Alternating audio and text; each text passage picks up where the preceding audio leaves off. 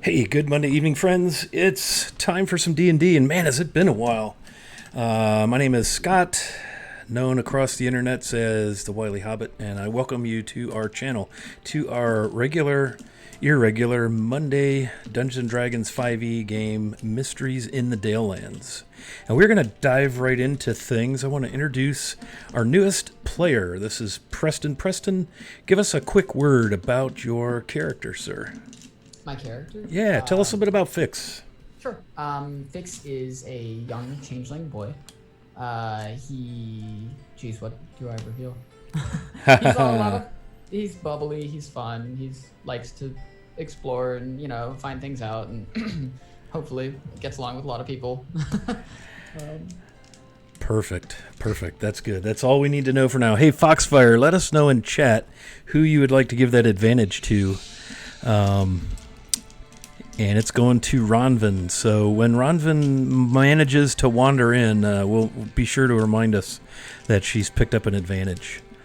So we're going to kick things right off and jump into the game. Quick recap. Last session was, almost a month ago. Thank you, Life and Scheduling Conflicts. And the party was ambushed in the forest just northeast of Dagger Falls after having arrived back from their trip to Mystara, a whole entirely different world. They spent a few weeks there on an errand to rid the area of a dagger, the Dagger of Discord, as a matter of fact. It had been causing much discord. And so they arrived safely back, found themselves awakening in a small cabin. And in that cabin was very little. It was dark. The only thing that was really there of any import was a note. And the note read as follows. We fear there's a great fey presence loose in the woods where you've arrived home, northeast of Dagger Falls. Follow the stream northeast through the woods almost 3 miles, and you'll find the portal under a large willow growing upon the eastern high bank of the stream. A small cavern has formed under the tree. It is there you'll find the portal. Find this fey presence and rid these lands of its influence. And so that note was on a table, stuck there with a dagger. And so the party followed the instructions and found their way to this stream, not far from where they had rested in the cabin, and they were ambushed by a rather large, nasty, grumpy, giant kind. Turned out to be a Fomorian. And not only were they put upon by this Fomorian, but by his 2 pets, or so it appeared, displacer beasts. As the party managed to dispatch the displacer beasts and the Fomorian, they were sort of hassled, prattled, if you will, by some playful, chaotic little voice flittering about, jumping in the treetops, only to suddenly vanish with a flash beneath the great willow whose roots overhang the washed-out embankment where the cavern is, where the stream had washed it out. And when we join our party in a moment, that's where we will pick them up. But right now, picture yourself in a field of grass. It's probably mid-morning, yet still a heavy mist weighs upon the land. And Fix, you find yourself on your back, laying in this tall grassland. Again, this mist, you can feel it, the hood of your robe, heavy and damp with the mist. It's almost as if it's in your eyes as they flutter open, and you look above you and you see probably 3.5 feet tall, beautiful spring green grasses with thick seed heads upon them, swaying in this breeze. The breeze still too weak to clear away the thick, dense mist hanging in the air, but you know it's morning because of the familiar smell of summer and the ambient glow of the sun, wherever it may be, somewhere beyond the mists. You sit up. You don't recognize anything as you are around this, surrounded in these sort of waving grasses still higher than your head even while sitting. and you rub your eyes. You feel calm, but it dawns on you very quickly that you've never been where you are right now. Even though all you can see is grass, you've never seen or found yourself in a field of grass before, such as this. You rub your eyes, and it occurs to you your palms kind of sting a little bit. What do you do? Fix would look down at his hands to see if they're like cut or anything. Okay, sure. And you look at your hands, and sure enough, it appears they feel a little bit stinging, dry, almost like that winter when your hands get really dry and cracked in the winter. And you look at them, and they look almost as if they've been somehow melted or deformed. Roll perception for me. Sure.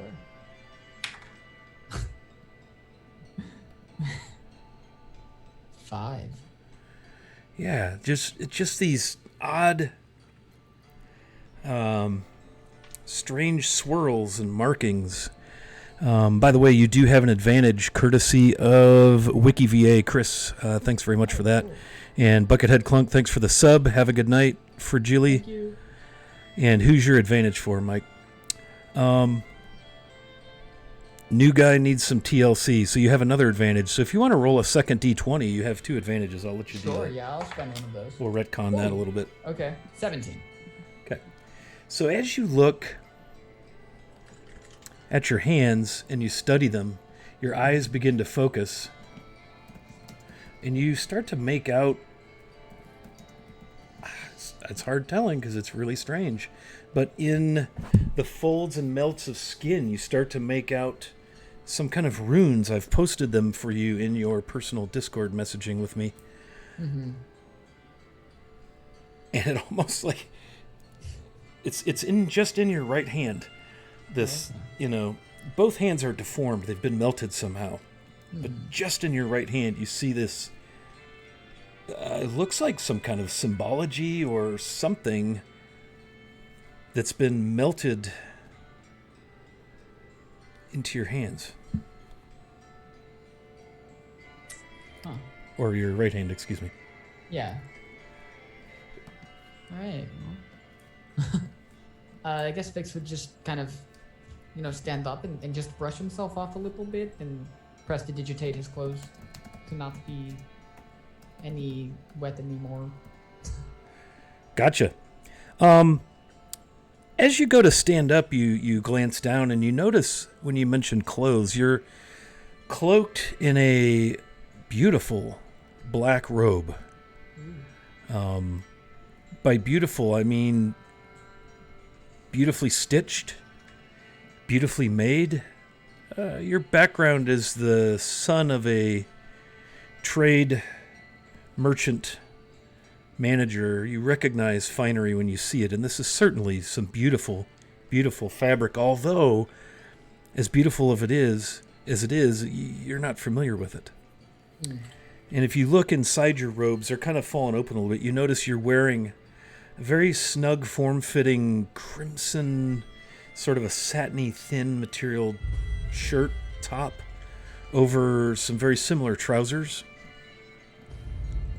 There are 2 daggers at your left hip. They have black hilts. They're sheathed in black.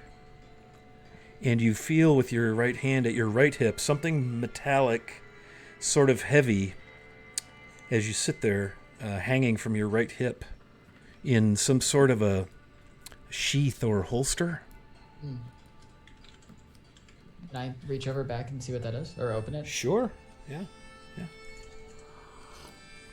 You unclip the top of the holster and you feel cold metal right away, and you pull it out and your fingers close sensitively. However, with your palms the way they are, they close around cold metal, and you draw it upward, and it's long, right? As you pull it up, you see it's the head of a hand axe, Oh. and it's silver, very very bright polish, some sort of steel. The handle is some sort of hard material, very very black, very black. There are runes, strange runes you've never seen, engraved upon the sides, the faces of this hand axe. It's beautifully made, very ornate. Wow.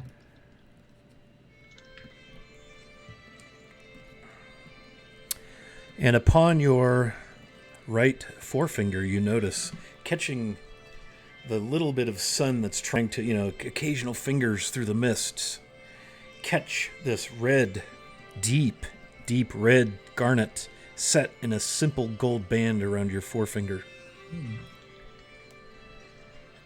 And it occurs to you as your mind races that these aren't your possessions. Or if they are, you've never seen them before. Right, they're foreign. Yes. And as you move about in the grass, trying to just get your mind around whatever's happening, your hand passes across something very smooth, spherical, very, very hard in the grass beside you. Oh, I would like to pick that up. Yes, very, very heavy and dense, smooth like glass. You look at it, and it's this obsidian, just blacker than black sphere, about 2 inches around, and it fits in your hand as though your hand were made to grasp it. It just feels comfortable, familiar, and warm.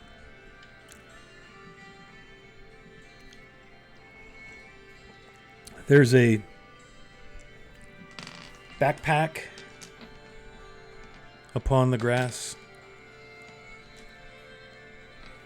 and a belt pouch.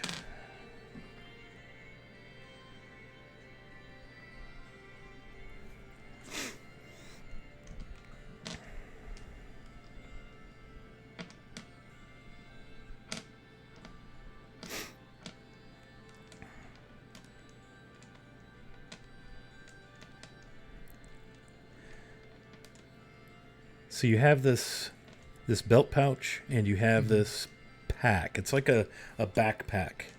Okay. In fact, it looks like your backpack. Oh. My backpack. Yeah. Is there anything in the backpack? Yeah, you fuss with it, and you flip open, and you see, in fact, that it is your backpack, because stitched in there quite clearly is your name, Fix. Not that you need me to tell you your name, but I felt that for dramatic pause I would Sounds good, yeah. state your name. Yeah, and so you look inside this backpack. Some familiar items, things that you have had along with you on your, things that you ordinarily carry My with stuff. you. Your stuff. But yet, there are some items that are unfamiliar to you.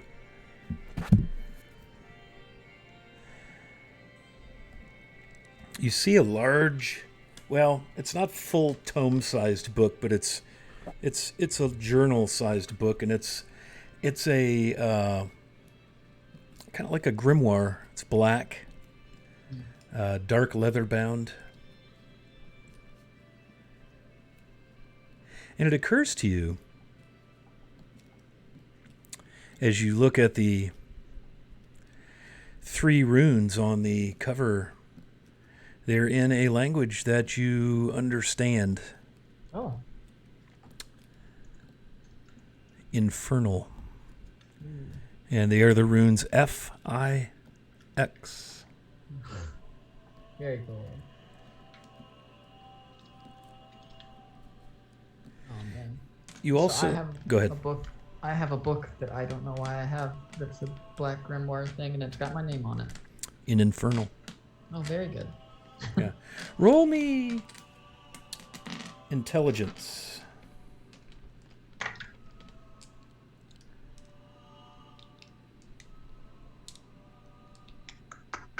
Uh, 13. 13. Okay.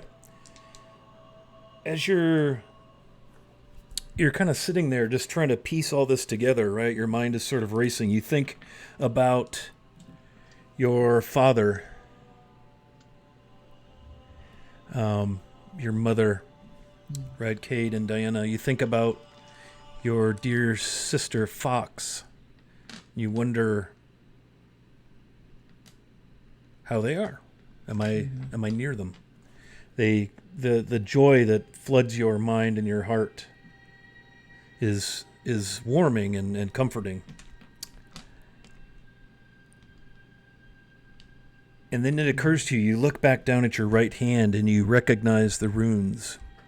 Oh. They're not as profane and angry looking as they typically are when you've seen them written properly, but they do seem to be made out of your skin after all. They too are infernal. And they spell... There's several letters, actually. I'll just give them to you one at a time.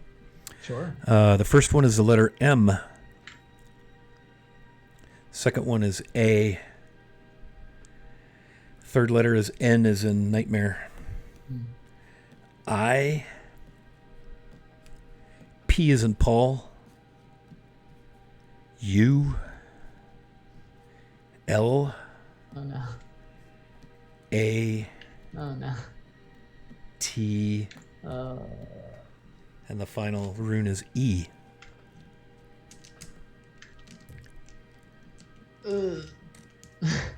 Your stomach heaves a bit as you try to make sense of this enigma or riddle. Your eyes are drawn to a bit of black velvety cloth, that was kind of under the grimoires. You know how when you're in a backpack you kind of move things over to see behind and under, and you see this black, rather large, by large I mean maybe 6 inches ish, oddly shaped. Looks like something is wrapped in this cloth. You gonna have a look at that? Yeah, let's flip it up and see what's what. Curiosity and all that. Yeah, so you open the, you just kind of peel back the cloth, and it reveals a small vial that is tightly stoppered with this really cool-looking, almost pearlescent, sparkling, flickering liquid orange liquid in the, you can like hold it up and swoosh it around a little bit. So it appears to be a potion. Roll me intelligence. Oh no. I'm going to use my other advantage. Very nice. Oh, I rolled 7. What was it? 7. 7. Okay, we also have at your disposal a pool of +2s that are given by subs and follows and donations and stuff. And we have, let me find it. We should have currently 19 of them. Would you like to use one to change your 7 to a 9? Yeah, let me get a 9. Cool. Okay. You don't know how you know or why you know, but you know that this is a potion of fire breath. Oh. You don't know why that is, but you know that that's what that is. Very cool. It's strange that you would know that. Never seen one before, or have you? You don't know. You're looking through your gear, trying to make sense of this, and it occurs to you the ring. That ring is a ring of fire resistance. Oh. Very cool. And the axe, the hand axe, a very special hand axe. You've heard of the sword Flame Tongue? Well, this is a Flame Tongue hand axe. And you know, and again, you don't know how or why, but you know that that's what this is. You don't know whose it is or why it's yours, except that you know it's yours. And you know that you merely have to speak the infernal word Aury, O-U-R-Y, for fire to activate it. Very good. Yeah, Fix would look at it and speak the command word to see if it works. You see it flicker to life. And you can hold it down at the, where you would hold it down toward the bottom of the handle, and your hand, no issues with the flames on the head of it, but you rather imagine the pain you might inflict were you to throw it and hit a target with it, or chop someone with it. Right. Fix would kind of wave at the air. How do I turn it off? It goes out. It seems you just will it to go out. Okay, well that works. Sorry. Is there anything else in the backpack? No. Aside from your personal effects are. Yeah. And then you have a pouch kind of hanging off the side of the backpack. It's a familiar pouch. Okay. In it you see some coin. And if you take the time to begin counting, it's 35 platinum. Oh! 100 silver. And as you're counting the coin, a voice sort of startles you, disrupts you. Greetings, boy. Greetings. Let us begin our work together, shall we? What is it we're working on? Find yourself a group that has influence here and work your way into their midst, gaining their trust. We have much to do. All right. Who is it I have the pleasure? Hello? Silence. All right. And Fix will slowly start putting things back in the backpack and clasp the hand axe. The voice you heard was in your mind. The language it spoke was infernal. Did I know Infernal prior to this?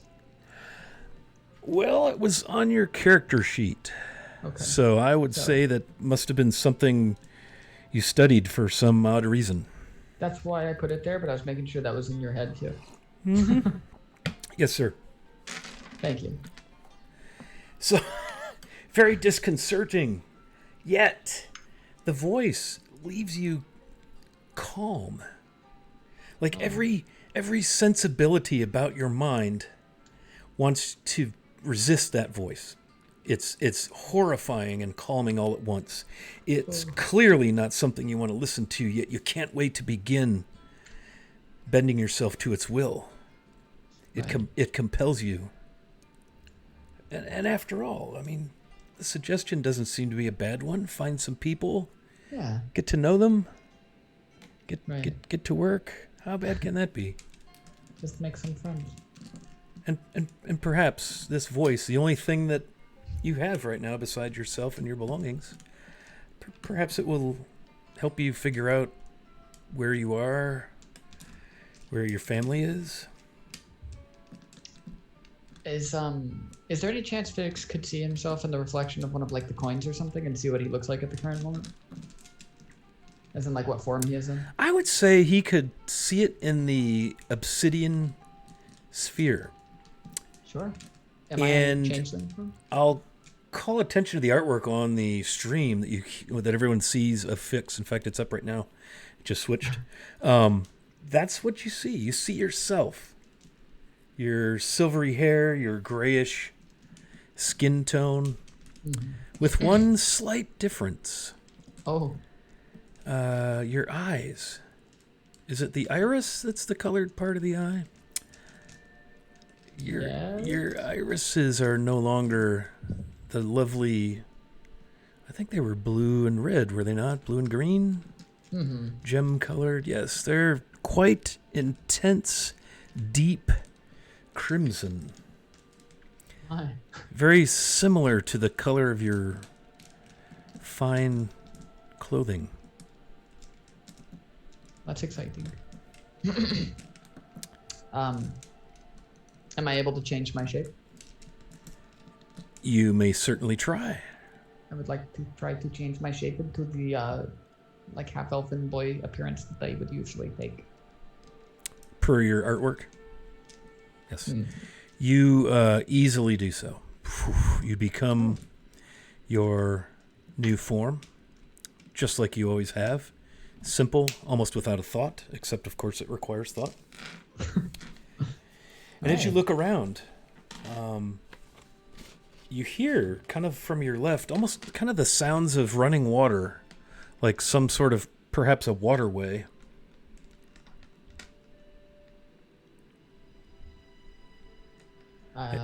Fix would get up and look at least. So you stand, and you look to the left,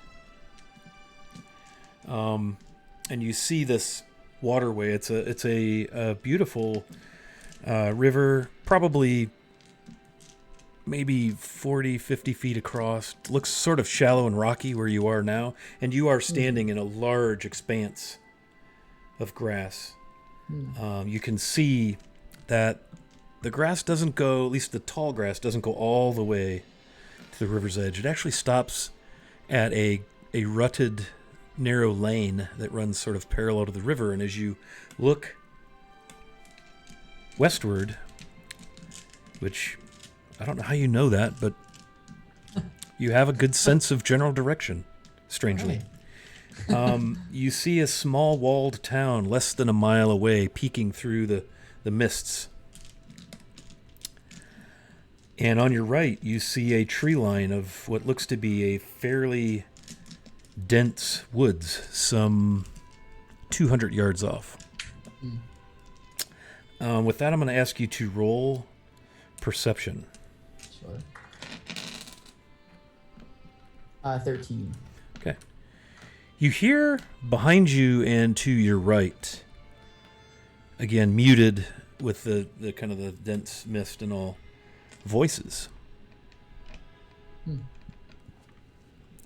And with that, I'm going to cut to the party.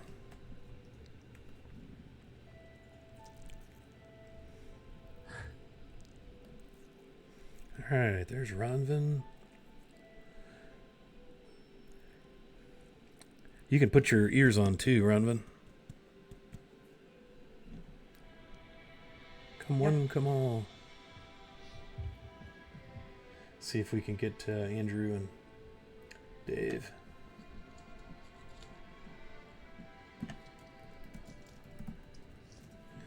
All right, put a message in Discord as well. Here they are. All right, has everybody got me? Yeah. Okay, so Gears and Rue and Ronvin, you find yourselves standing over the corpse of the deceased Fomorian. Bleeding, just hideous to behold. And then again, so is Rue.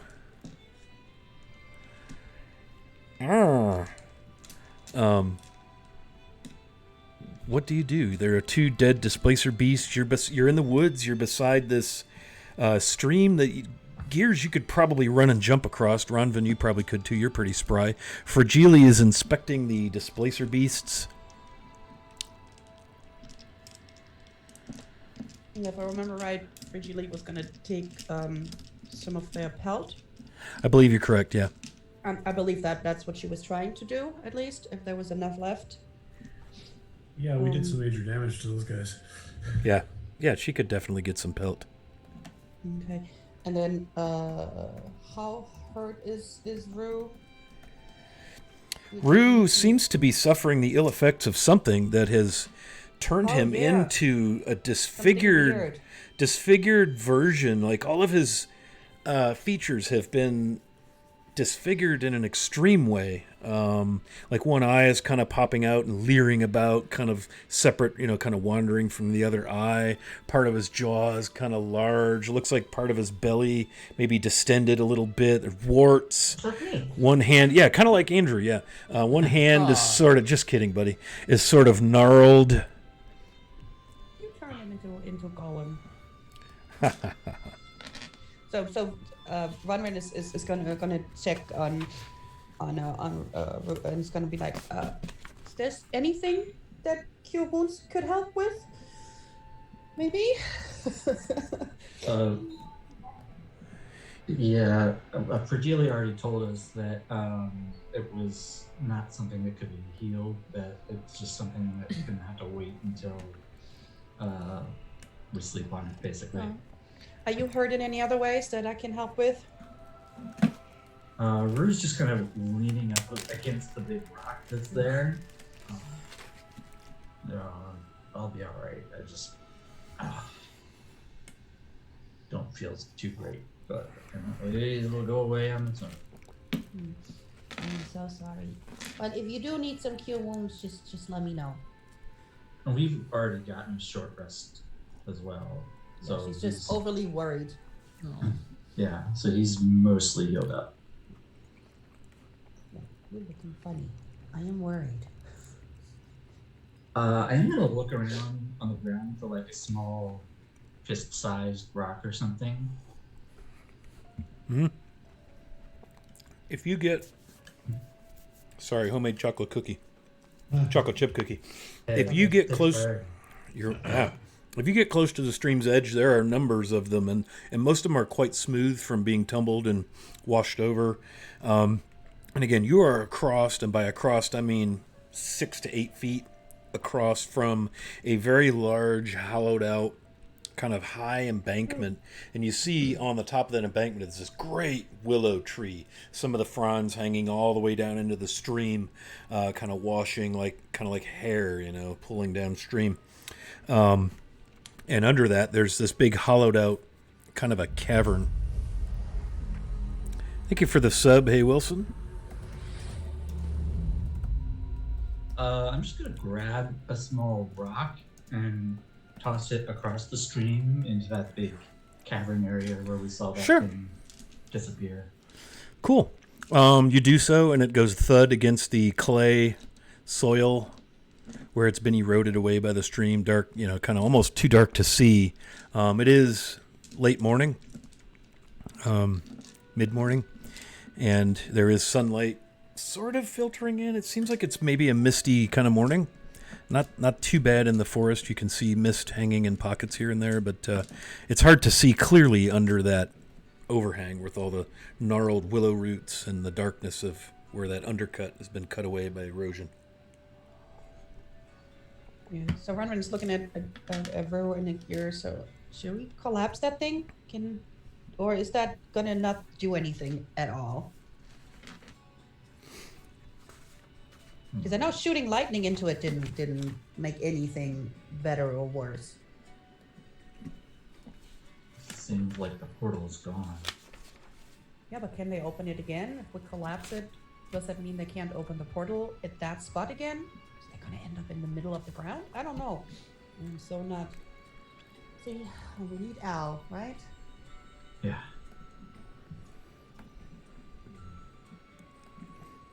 You do have, again, you have the Fomorian, his weapon, which was a huge, big, gnarled, kind of a tree limb, sort of fashioned into the form of a club. He's in some sort of just loincloth, sort of hide, no boots. Looks like there's maybe a pouch hanging, or a sack hanging from his belt, as he lays there quite dead. Any tattoos or marks? You You have a can. white handprint on his face. You could. You could make an investigation roll if you'd like, Ronvin. I'd be certainly welcome to do so. Yes, she would like to look him over for clues to see, I mean, he would not carry a letter with orders, but let's see. Okay, well, that's a 9. That does not help. I have a +6 on this, by the way. I am smart. Okay. Yeah, you don't see any markings of any Right. kind other than And just what would scars be and. inside that little pouch? Oh, sure. Yeah, you can get that off of his belt. This dude smells bad, and he's almost unbearable to look at. Especially that eye, that wandering, bulging eye. But you do manage to kind of hold your. Kind of looking the same way What's that? as Rue. Sorry for interrupting. Is it kind yeah. of like a wandering eye now that? Similar, Like yeah. Ruka? Yeah, it looks like Rue has been similarly stricken with beauty that is tough to behold. Yeah, I would say there's definite comparison there. But yeah, it's tethered around with a leather cord. You can certainly cut it or untie it, and you now have a sack that sort of is kind of like jingledy clunky, clickety clacky. Yeah, since she does have that little, she has little pockets with all this. She would definitely keep the string, and then see what's doing the clinky clanking.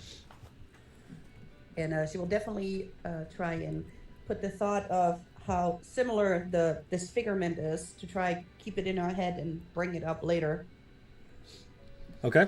Seeing if this creature was affected by the same thing and might not have looked as bad before. Maybe smelled as bad, but not looked as bad. Okay, are you going to look in the sack? Yep. You do recognize some of the sound is Tiny. clearly some coin. And you do see the familiar, happy golden glint of some coin. But you also see some other items in there that are a little disturbing as you, I don't know if you pour the contents out or just start to look through it. But there are a number of bones in the sack. Can I tell what kind of bones? Are those animal bones? Are those human finger bones? What kind of bones Roll a medicine check for me.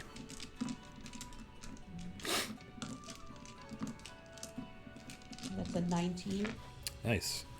And by the way, you've gotten 3 additional +2s for a total of 21, thanks to the 3, the follow, the sub. Oh, we had 4 other subs too, so that's 25. So that's pretty cool. Yeah, so with a 19, goodness, that's a nice roll. It's very clear to you that these are in fact human bones. However, they are rather small. Like child-sized. Some leg bones, arm bones, ribs. And they look... Oh, what's the right word? Recent. Fresh? Fresh doesn't seem right. So they're not yellowed or anything. No, by age. no. They're... So- In fact, you see She's got- some elements of cartilage at the joints, connective tissue. It's a grizzly. She's gonna show that to Ruined Gears and be like, "There's kid's bones in here, and that is pretty fresh." And she's gonna drop it, and she's like, "If you want the coins, you can go have them. I'm not touching that."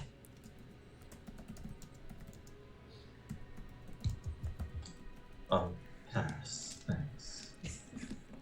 Yeah, you see Ronvin just kind of empty the sack out, and these bones fall onto the forest floor beside the deceased Fomorian.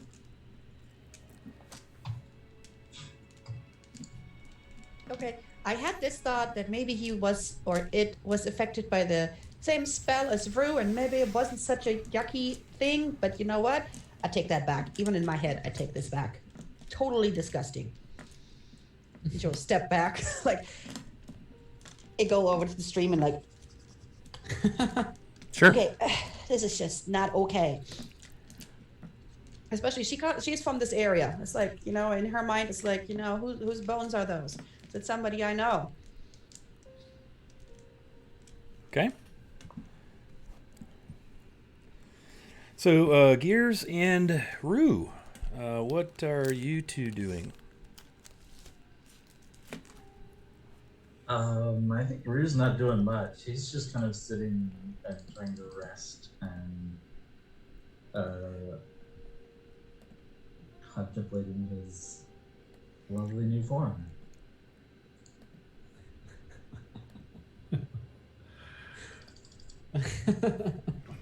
Here's being a bit less squeamish. Will poke through the sack detritus and see what's of value and what isn't. Yeah, if you look around, you can count 52 gold.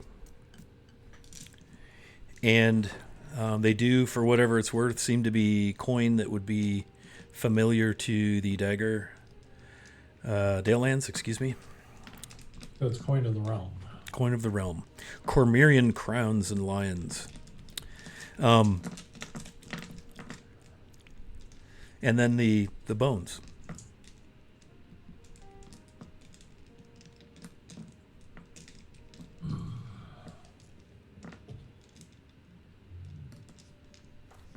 Well, we seem to have done a favor to the world today. Small Yeah. person bones. Yeah. Not okay. Seems like it's a good thing that we killed this monster. So, these bones are mostly like ribs, arms, that sort of thing. No Yeah. skull or anything like that. No skull that you see, no. Okay, that's fine. I was just thinking if someone had speak to dead, but you can't speak to a knuckle bone.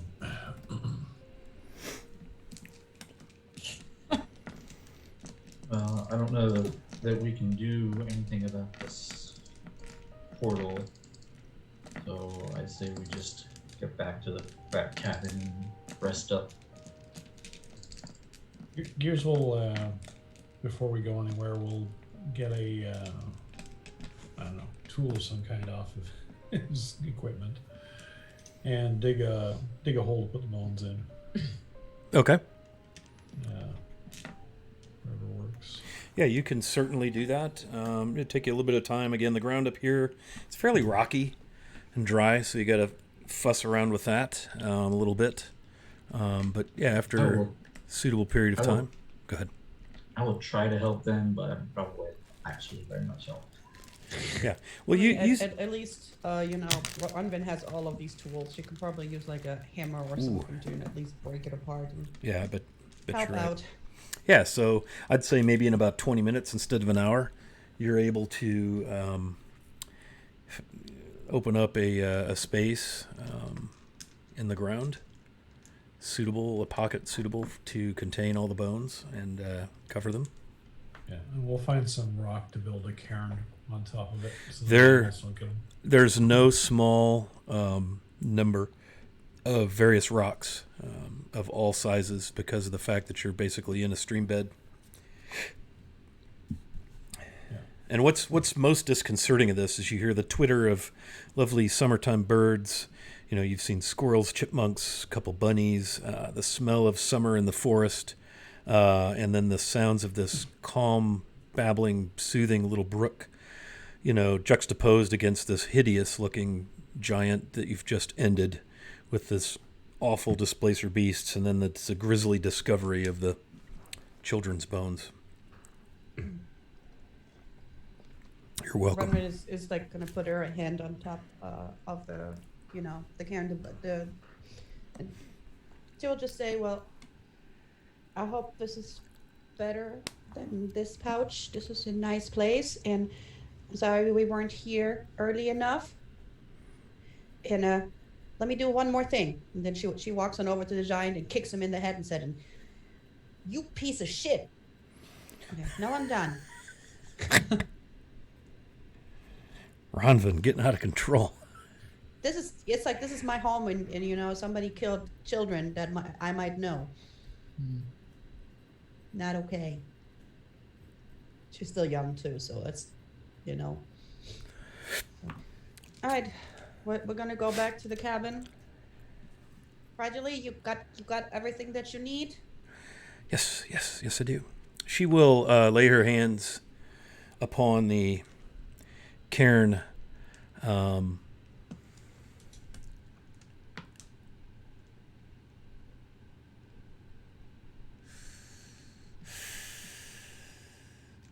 and you see her just kind of clench her teeth. It's like she's trying to decide something, and then she finally, apparently, comes to her conclusive decision, closes her eyes, bows her head, her hand upon the cairn, and then she removes it and nods.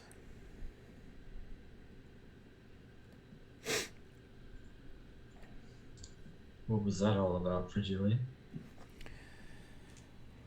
Well, as you know, my matron, the Raven Queen, likes for me to collect strong emotional memories. And this is clearly, there are items here that would contain such memories, but I do not wish to defile the memory of these children, so I will not be collecting any bones, although that sack right there might do the trick. And she kind of looks at you guys. Feel free. And good call not taking the bones as mementos. She nods.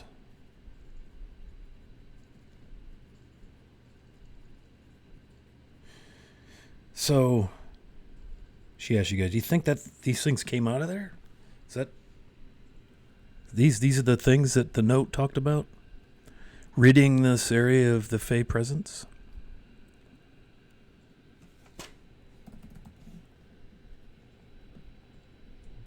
As far as I can tell, I don't know what else we can do from here. Once we get back to town, we can ask.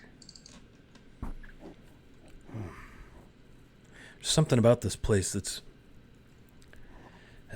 it's familiar. It feels... I like it here. But obviously great evil has been done here. Or somewhere near here. Evil? Well, this giant, assuming these bones, and she just kind of stops.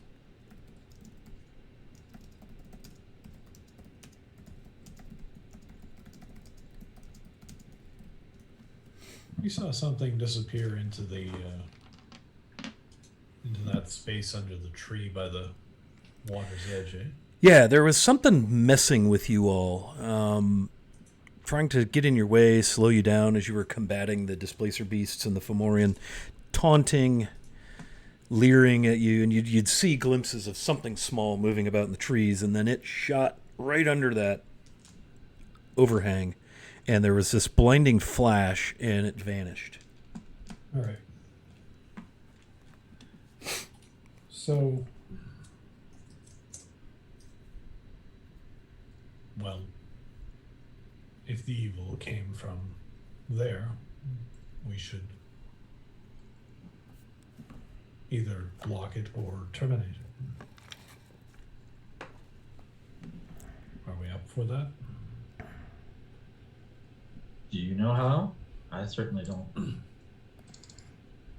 They just shoulder their massive axe and look across the stream. How deep is the stream, by the way?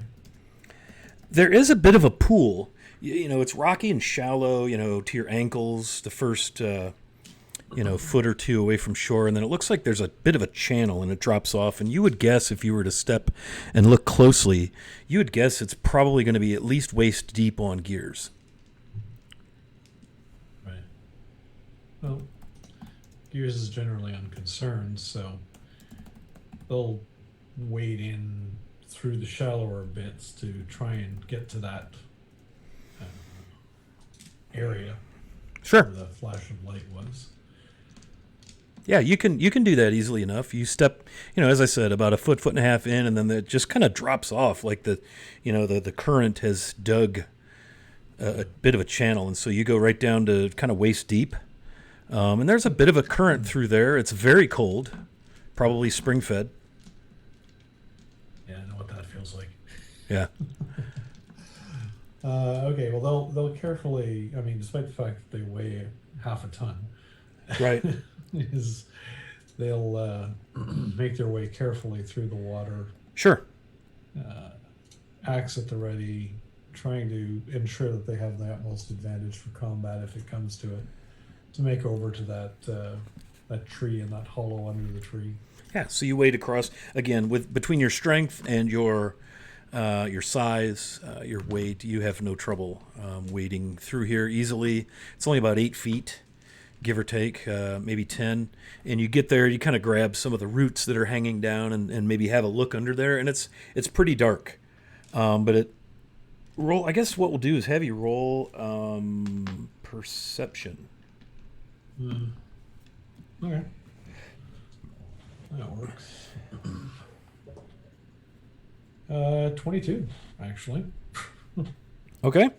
Yeah, you'd swear as you look through there, and there's a tangle of roots and things, and as you look deeper, that you could just see there's just more and more roots.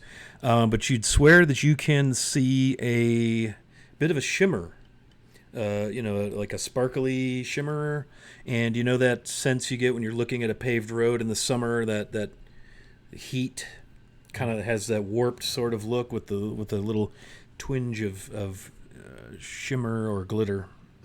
Right. So Gears will secure themselves on the bank and turn back and say, "There's something magic back here. It looks like it's shimmering." And as they have turned to say that, there is suddenly a meaty thong, like something has just hit a muffled gong, and you hear a squawk. And Gears rocks back slightly and looks down, and then suddenly you hear a string of chittering and chattering that, unless someone speaks Sylvan, you don't really understand. And it sounds like something is utterly, totally, and thoroughly peeved. And then, as that's going on, and Gears is sort of batting at something in front of him, a tiny creature pops up over Gears' shoulder and starts zipping around like a violent flash of color, and is jabbering at Gears until it stops. Gears, who'd you piss off? What the heck happened there? It's Fragile hollering at you. Why is that person yelling at you? What's happening? She understands. Pulling up his shirt bow and taking aim. She understands Sylvan, so whatever was just said, Fragile understands it. Well, Fragile understands that certain individuals' parental relations and genetic predispositions have been brought into question, and various other things involving bodily excrement and so forth and so on. Nice. She yeah. will raise however it is that she casts Eldritch Blast is what you see her prepare to do. And this creature is a tiny person, about 2 feet tall, not looking at any of you, but now hovering around Gears. They have wings that look ever so much like a large dragonfly that are just flapping lazily, out of sync, it seems, with the speed that they're capable of moving at. The hair is this gorgeous shock of absolute violet, and this creature is dressed in a cacophony of color and is just zipping back and forth until they settle and start in front of Gear's face, probably no more than 6 to 8 inches away. And they're looking at Gears like a child utterly fascinated with something completely new to them. You see, they have a cape that shimmers and shifts a bit. They're dressed in armor that is absolutely remarkable. If anyone has seen anything that is called a rainbow python, gorgeous creatures. Look it up on Google. It's absolutely amazing. The scales on a rainbow python just shimmer with color. It is literally one of the most fascinating creatures I've seen. That is what their armor looks like in as the light changes, as they move around, as they shift. It just alters in color and appearance. They have a rapier on one side that is just held through a frog at their waist, and the pommel has a cage over it that looks just like a mess of brambles and other natural vines and so on and so forth, but they're metal, part of the guard. They have a longbow strapped over their back with a longbow for them. So this is all ridiculous because this creature is 2 feet tall, and so all of these things are sized in proportion to this individual. A longbow over their shoulder, arrows, a quiver of arrows, a pack. They're just absolutely enamored with Gears. They're wearing a kilt, multiple colors, the hues of the rainbow. Each leather strip and strap is just different color, different shade, a different hue. Their leggings, much the same, a patchwork of cacophonous color. Out of step with that is the boots, which are simply a sight to behold. If you look at them very closely, they actually look black as the night sky when you can find a nice clear patch where you're away from the lights and you can see sort of the cosmos of the heavens above you. It's just this shift of light against dark, primarily dark, but then lights and like swirls of like almost the Milky Way traversing the boots themselves as well. And on the other side, they have oddly a whip, and it's just looks like a normal martial whip, except at the end there are feathers of the most amazing colors of some kind of bird. Each of their arrows, by the way, in the quiver is fletched a different color, and the bow itself is a sapphire blue. And you're taking all of this in this tiny little creature, and they're just buzzing in front of Gears, looking him over, and they let out the most terrific laugh, and it overwhelms the stream beside you, and it sounds ever so much like a babbling brook, just a beautiful tinkling, scintillating sound that travels through the area. And they say to Gears, "Oh, we have not seen one of your kind in a long, long time." They're speaking common now? They're speaking common. Okay. It is amazing to see another one. It's so rare to see one of the created. And it has been so long. And Gears looks up, quizzically, you might say. And their eyes are, usually they're very fine, tight points of blue, very focused on whatever it is that they're working on or ready to go at. And looks at this creature and says, "You know of created? You know of created?" Sorry, my voices are getting mixed up here. It's okay. And this creature says, yes, I do. The Queen of the Summer Court would be delighted to have you. This is amazing. We rarely see any of the created about. It is such a rare treat for us. You should attend the court. They would be delighted to see you. Gears replies. You say you saw another. How long ago? And this creature replies, some time ago. I don't remember the exact details. Time is sort of a messy soup, if you will. It gets a little strange from time to time. Gears looks at him. Soup?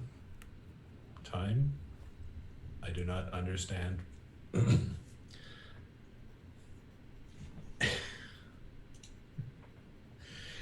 Yes, that one. I'm sorry, we just have a separate chat going.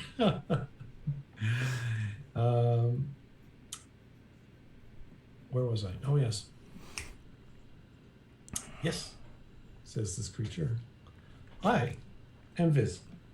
I'm pleased to meet you. And your name is? And Gears looks up and says, my name is Gears. To which this individual, Viz, replies, Gears? That's like calling the realm you live in mud. What is your full name? Gears? I prefer Gears. Okay, that works. And they snap their fingers and fly a loop. They are flying, and it turns back and like, so the one we found that came to us was the most fascinating creature, not like yourself. You're ready for war. They were different than the way you present. That's okay. That was a really hard hit. You got some good armor there, by the way. They were, sorry, notes.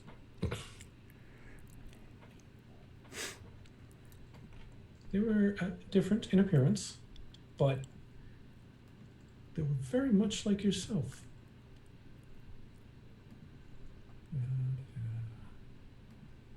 They called themselves Devexia, from a realm known as Exandria.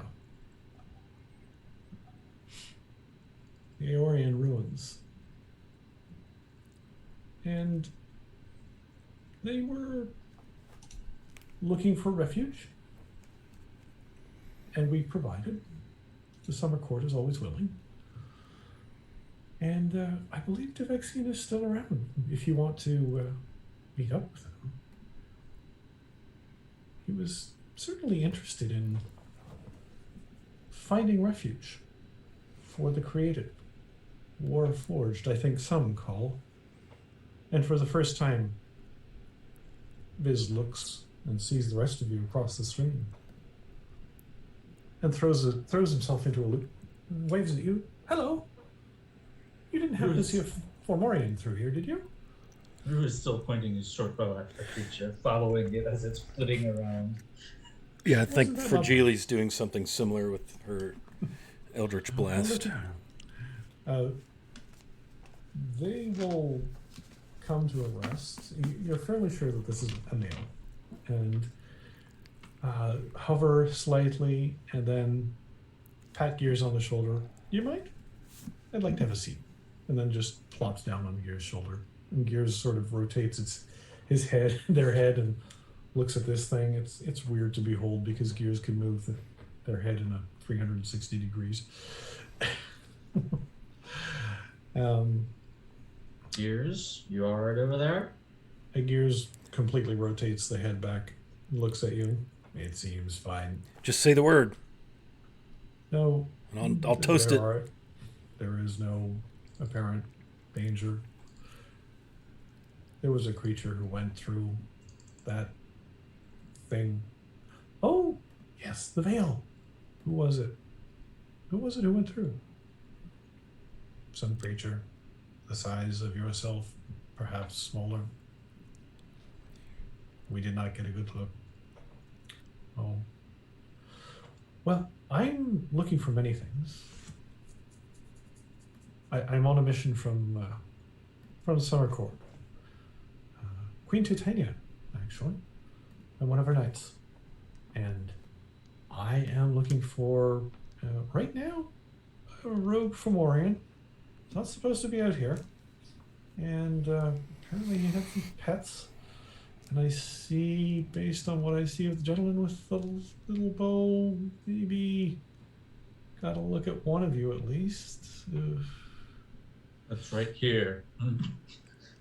Oh, Rue just okay. kind of points to the corpse on the ground.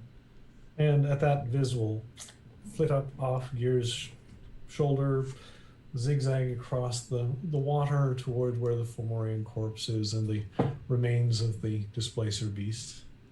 Oh, time, always different. It must have taken many minutes to get this mess made up, probably longer, and yet I just came through. This is annoying. Keep telling them to fix this time problem, but they never fix it. Oh well, I'm here now. Well, that's the Fomorian. Excuse me a minute. I have to take a little something to prove to the Queen that the job is done. At which point they zip down to the Fomorian, deftly flick out a dagger and cut off the ear, and then sort of weirdly lift this massive ear with their 2-foot form and let it sort of drip dry a bit. Zip over to the water in the brook, wash it off. Ugh, they never clean their ears. Do you have some way to fix? Rue just kind of like puts his hands up. And so Viz will flit over in front of you, uncomfortably close. Like they have a very poor sense of, he has a very poor sense of personal space. So he's very close to you, and just starts talking chitterly at you, and then switches back to common. Well, there's nothing for it but time, I'm afraid. The Fomorians are creatures that are sourced of corruption, and he has touched you with his corruption, and it will go away with time. So, yeah, and as they're talking, they're doing this weird thing where they're in place, and their body is actually literally rotating clockwise in front of you. And as it goes, gravity takes hold, the kilt sort of flops down. They're wearing leggings all the way top to bottom, thankfully. And then just keep rotating back down and around. All of the colors sort of shimmering around very slowly while they're doing it. Weird, but that's what they're doing. You know, I wouldn't wish that on anyone, but there you have it. And it may take a day or two to pass, but it does pass eventually. I hope for your sake it does pass quickly. You look like someone who might rely on being rather ordinarily lithe and dexterous. I can certainly relate. But yeah, that kind of hurts. It hurts me to see you like this.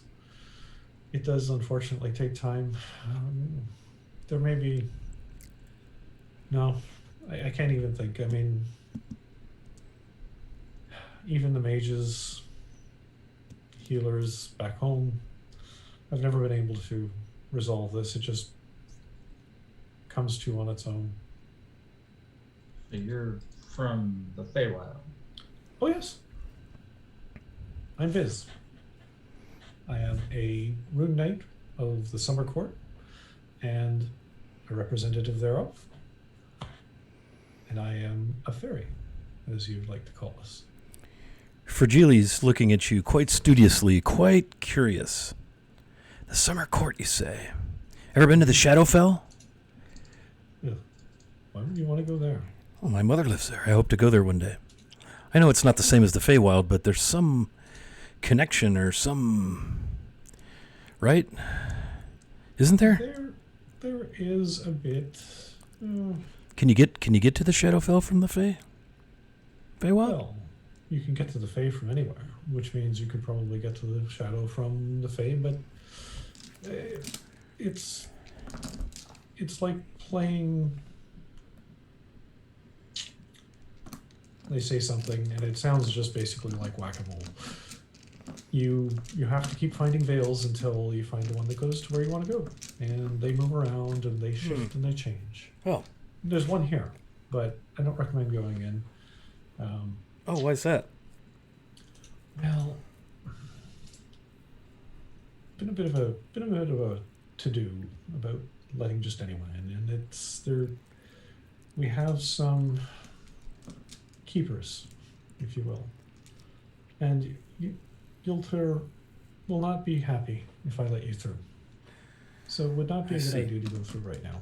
We're trying to locate someone. You see. Well, if we can help, I suppose we should. Fragile Giancassi. Sorry, I didn't introduce myself. Oh, I am Viz. It's a pleasure to meet you. You as well. She drops her hands. And as you take a bit more of Viz, and you also notice that he is decked out with jewelry and other adornments and accoutrements. Notable is that he has an ear cuff that goes from the top of the pointed ear attached to the middle and then again at the bottom of the ear at the lobe. And it has a wonderful looking stone set into it that is, again, notes. It is a parasite cabochon, and it has it's gorgeous blue and brown hues, and it has a rune set into it. And at his throat is also an iridescent leather choker studded with fragments of worked opalite. And in that is also inscribed another rune there. And they look very specifically set for a particular purpose, but it's hard to tell what that purpose is. Interesting. And so they're pulling a little bit on that and just sort of looking things over. Well, unfortunately, my friend, you're going to be like that for a while. And your large friend seems very interested in going over to the Fae. I might be able to let him through. Him? Looks sort of gears around the nethers. You know, you can never tell with the created. Zips over the gate. Who it was that we just saw go through the portal a little while ago? I missed that. I was mere moments behind that lot. But as I said, there is a time differential between your world and our world, and it gets a little weird. Sure. And sometimes it means that this lot could have been out here hours, days, weeks, years, sometimes. It's hard to explain to mortals how time works. So, yeah. You could spend a day in the Feywild and come back a century later. Oh, in your world. lovely. It's weird. That is So, I don't necessarily recommend making the trip unless we can get you all into it safely. But we're not looking to make the trip. We heard that some Fey creature was causing problems in this area and followed it here. And we're trying to stop it. Fascinating. Well, it wasn't me. And that's a Fomorian. I suppose technically, yes, Feywild, Fey. But there's different clans, I guess you could say, in the Feywild. There's a summer court, a winter court, and he spits in the general direction of the portal. There are the Fomorians, the Eladrin, and others. Yeah, some of them are annoying and boring. The winter court's dreadfully boring. I like the summer court. We're delightful.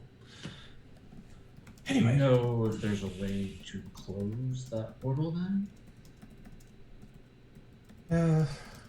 Well, it may close on its own. And I'm going to rely on my handy-dandy dungeon master to answer whether or not I can say if there's a way to close that portal, the veil. That would be a no. Nope. Okay. Nope. You do know, as you said, that there are guardians on the Fey side who watch it, who comes through and who does not.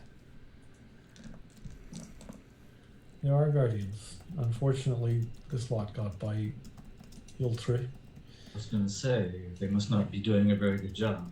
Unfortunately, Oh. because this thing killed children. Children? Children. We found children bones in that thing's pocket Well, they do eat baggie. anything. If It's someone's just- been leaving children around, no. That's dreadfully terrible.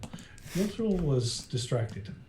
She had other things that were drawing multiple attention at the time. And I would not question her competence anywhere in her age. She gets really upset about that. She's already unhappy that this lot got through. It's a wonder I got through.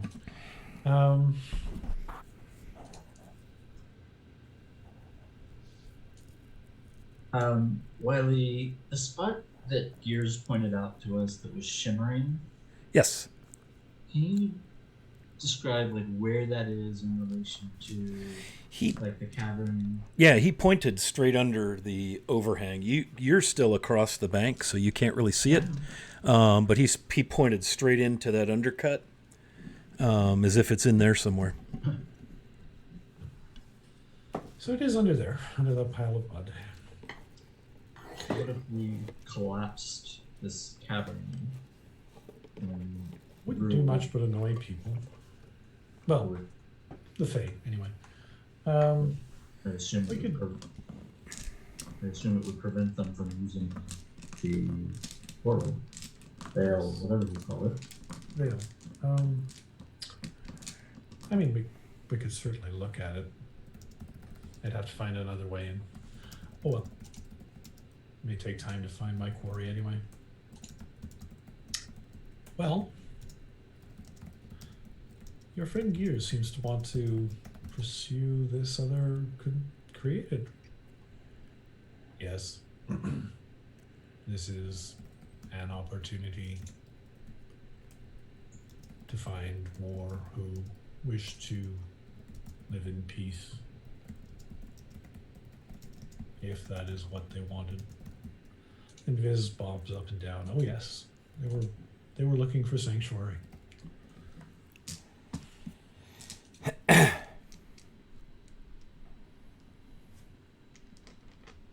And Renren is like, well, if that's what you want to do. Gears says, I got lucky when I came here. My world, Eberron treats that they created as disposable thinking beings. A new war was getting prepared by the house that created myself. It was not legal, I suppose.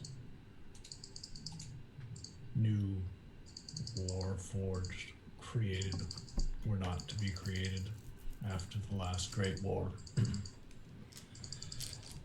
That house, rogue house of part of House Cannith, chose to do so regardless of the consequences.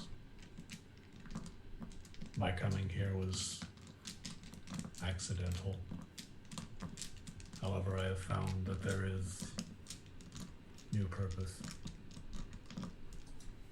But to have an opportunity to escape committing acts of violence,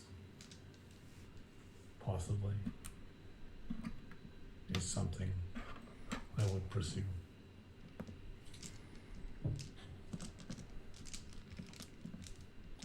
And Viz bops up and down. Yeah, we don't do a lot of fighting. I mean, we have some fun once in a while, you know.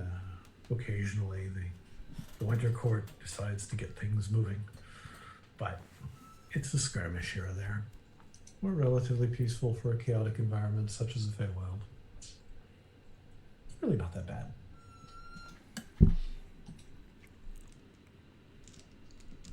So if Pierce would go, would we be able to visit? Well, you need a tour guide. Oh, I could do that, I suppose. Yes. Okay. Or, who knows? Your friend here may choose to come in and rejoin this world. Or perhaps go back to... Where was it? Everon. No. Oh, okay. That's fairly definitive. Yes. The Fomorian. Thank you for handling that. It was... it must have been quite a scrap. It's unusual that they got this far. As I said, our guardian for this portal was distracted. You'll try. Thunderwig Twig is a very dutiful paladin, but there was a feint in the Feywild that took her attention away from the portal, and she chose the wrong quarry to stop. And this lot got through, as did my main quarry, actually. You didn't happen to see an Eladrin running around? About 6 feet tall, long, pointy ears, elven features. No? Can't say we did. Out here somewhere, probably causing trouble. Virgili shakes her head no. Eladrin, you say? Yes.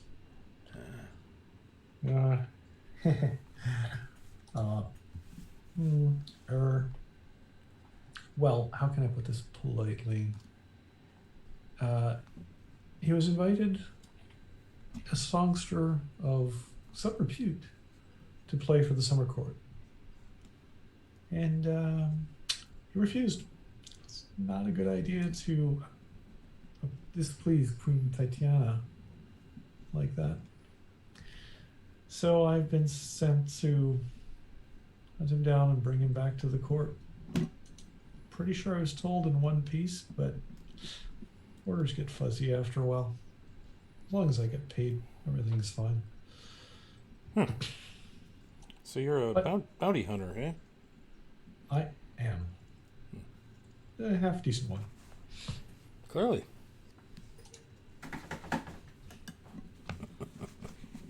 I can do some pretty fun things with quarry too. Usually involves them being in multiple pieces, but this one I have to keep in one piece, I think. Oh. At least fingers, maybe tongue. I don't know. Okay, so if Gears actually does go to the Feywild, is there a way to contact him? I mean, I'm quite sure we can't just write letters. Oh, you can always cast Ascending and send that. Do I look like I can cast Sending? And she holds up like her all her like clockwork stuff. Do I look like I can cast Sending? I don't know. Can you?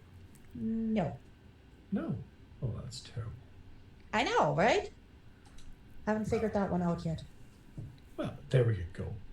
The prime word is yet. And the viz does a quick loop-de-loop in front of you. Anything is possible given enough time and energy.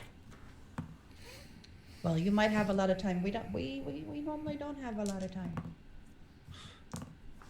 Be that as it may, I have utmost confidence that you'll be able to learn how to do it. Yeah, she's like muttering, not patronizing at all. Tiny person. Okay. Well, so is Gears, would you go right now? Is that what's gonna happen? If you don't mind.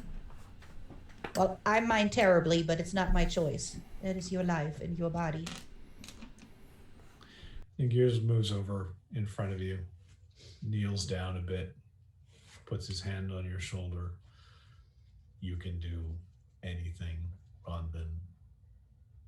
penny swoops will fly, Yeah, right there. and you can visit if arrangements can be made. It will be fun. Yes. Well, at least now you can show off your pretty baubles that I put on your armor. If you want it back, they tap their No, armor. no. That's yours. Don't give it back presents. That's rude. It is the only present I have ever received. Thank you. Yes. And she's kind of like, no, you don't give back presents. That's super rude. You got to remember that if you actually find a lady Gears, do not return presents. Lady Gears. Never mind. Just don't return gifts. That's rude. Very well. Thank you. We will meet again. Yes, we will. You don't have a choice. It is choice that I seek. Yes. Turns to Viz, turns to the rest of you. It has been an honor serving with each of you, but I do believe I will go and find this other created. Perhaps we can forge a new existence free of war. And slaps the axe across their palm. There will always be opportunity for practice.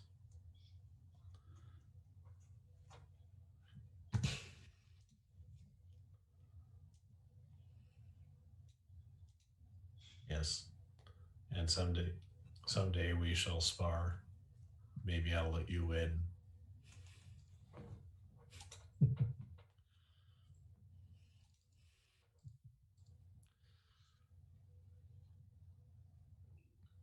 Rushahar. We will also go over and offer them a warm handshake. Well, best of luck in your travels then, Gear.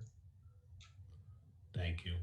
And they will take your hand in two of their massive hands and just gently shake your hand.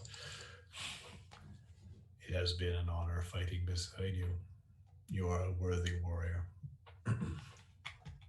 Well, likewise. Watch your back. Always. And they will actually hand you the hand crossbow that was found. It's a +1 hand crossbow. Okay. Maybe, and they'll say to you, maybe you will learn how to use this. It seems an appropriate tool for one of your dexterous nature. I will give it a try.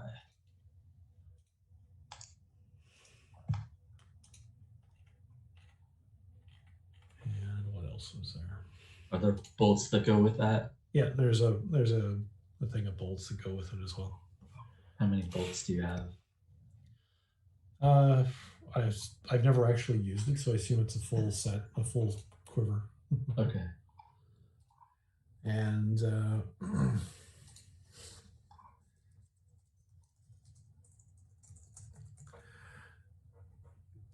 so they'll sort of move toward the area where the veil is, and Viz will pop up and say, No, I wasn't forgetting Wiley.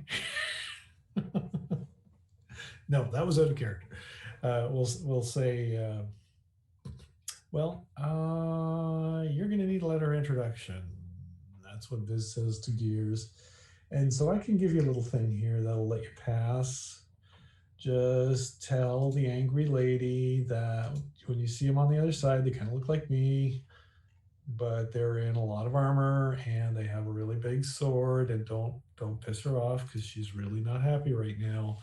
But just tell them your story, tell them you know me, Viz, and show her this, and they hand a little, like, looks like a little shell or something like that with an insignia on it. Yeah, just be good to her, because I've seen her take a head off at a Hydra one shot. That's not a good deal, you know. Her sword's real sharp. So, you know, and you look like you can handle that big ugly axe you've got there, but she'll just don't. And here, let me there you go. What, wait, what? Oh, geez. Oh, and suddenly this sort of roils back a bit. And in his two hands are these pieces that you'll all remember, a stack of 5 tiles that come in all colors of the rainbow, except they're the brutal colors, the basic colors. It's the keys to that that first crypt that we found that had the ghoul in it with the dragon shield and so on. And Viz is sort of staggering under this a bit aback as Gears takes the little shell and moves toward the veil. And Viz sort of calls out, yeah, just go through that there and hold that in front of you. And when you see little tree, just be careful and introduce yourself real nice, like, and everything's gonna be fine. And Viz floats back to Ronvin and sort of says, what the heck is all this? And dumps them onto your lap. I don't know what these are. Rue's gonna grab one actually and say, "Hey, Gears, why don't you hang on to this one?" and toss it to them. They'll catch it in midair and say, "You may want to go back and finish what we could not finish those If we months do, ago." then we'll come find you. Better to keep the pieces in different places. Perhaps. And they'll move through the veil and Bright flash, bright flash. and Gears is gone. Before you is the ferry, Viz. Viz. All is quiet. The stream rushes past as you all stand there collecting your thoughts at the quick and strange turn of events that has befallen the group. And with that, let's take a quick 5-minute stretcho. It's about 9:05, so 9:10. 9:10, is that a thing? 10 after 9, we will bounce back in here and have more D&D. So hang loose. And Dave, why don't you take an inspiration for all of that RP? Very nicely done. Mm-hmm. And we'll see you on the other side of the break. Yeah. See you shortly.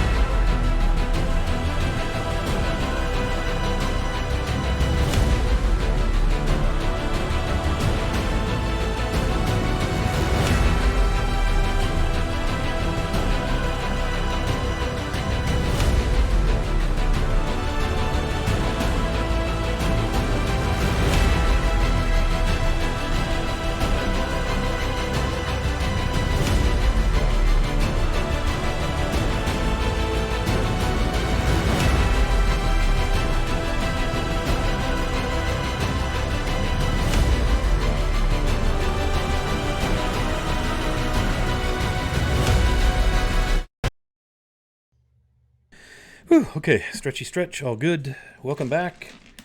And more D&D, right? So, Viz, Fragili, Ronvin, and Rue are all standing around. There's the small cairn that you had built for the remains of the children, the bones. There's the deceased Fomorian, the two displacer beasts, the stream. Gears has just vanished under that overhang with a brilliant flash. And there you are. What do you wish to do? Ronvin is gonna sit down for a minute. Making a face. She gotta deal with this for a second. Okay. I think Fragili would just be kind of reflecting, maybe tending to her gear, probably kind of reassuring Rue that we'll get things figured out with him. You know, maybe just a good night's sleep, you know. Some prayers. I'll pray to the Raven Queen. Something. It'll be fine. Thank you. Oh, Viz, this creature that you're looking for, you called it an Eldrin? Yes, an Eldrin. You They're kind of like elves, just more annoying. You think it could be the Fae that's causing issues over here? Possibly. Do you have some way to find them? Or are you just planning to come over here and wander around until you ran across them? That's the one. Excellent. Well, no, actually, we'll be doing some hunting, but it will take some work if he's gotten out of sight, which it looks like he has. Yeah, it will take some good old-fashioned beating the bush. I'm not equipped with spells myself. I'm not a caster. I'm just a simple man trying to make his way in the universe.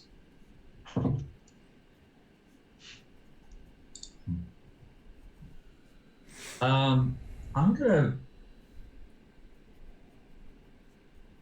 hard does it look to cross this stream? Given my condition. You saw Gears walk right across it. It was waist deep on Gears, so it's probably going to be maybe a little closer to chest deep on Rue. Your mechanical challenges for your present condition are that you have your speed is halved, and you have disadvantage on ability checks, saving throws, and on attacks, and those are the ones that are based on strength or dex. Yep. So not all of your ability checks, saving throws, and attacks, just the strength and dex ones.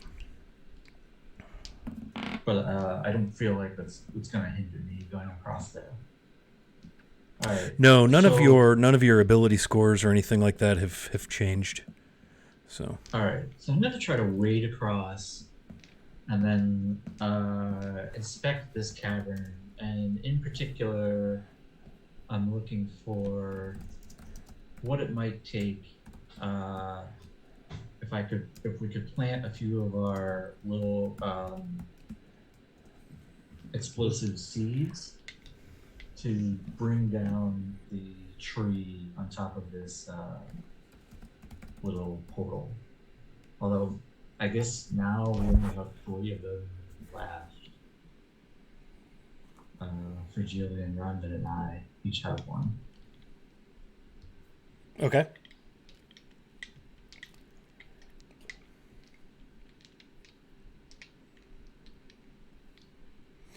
So you make your way across the stream. It pulls at you. You know, there's a bit of a current, but it's, most of the way up to your chest. It's very cold. Clearly a spring-fed stream. And you make your way across without too much issue, especially, the closer you get, you can start to grab on the willow fronds that are hanging down, the root complex and all that. You get over there, and it's pretty... you can see in there, you could see this strange kind of shimmering, very dull glow where Gears must have vanished, where the veil is. And you feel like, you've never seen an explosive seed do its thing, but you could certainly throw one in there and see what happens. Okay. It's just this dark dirty, caverny sort of. You have to crouch to get under it, and the water goes, under it, into it. It's not like you come up onto a beach, right? But it does have kind of a back wall that you can see through the tangle of roots and things. Gears must have just kind of parted his way and walked through the veil. So yeah, you could throw something under there and this explosive seed and maybe see what it does. It's going to be one of those F around and find out. Apparently. I have a question, Scott. Yes, sir. If an explosion goes off, am I going to hear that? It's I don't know where I am. Possible, right? No, that's a good question. It's possible. Okay. That's a good question. Tell you what, I'll let you know if you do. Sounds good. So that's... Go ahead. Floats in behind Rue. Friend Rue, what are you doing? Looking to see if there's a good spot that we could use to try to collapse this. So that no more of your Well, the tree above might not like that. friends. Because there is a tree over this, isn't there? There's a large Could- willow. Could how far is it away from the water? Could Runvin redirect some of the water to like float the area on the tree? Flood. Flood. That water runs under the tree. If you picture, it's like a big overhang where the stream is cut under it and eroded away this cavern. So the tree is actually half over the water and then half on land.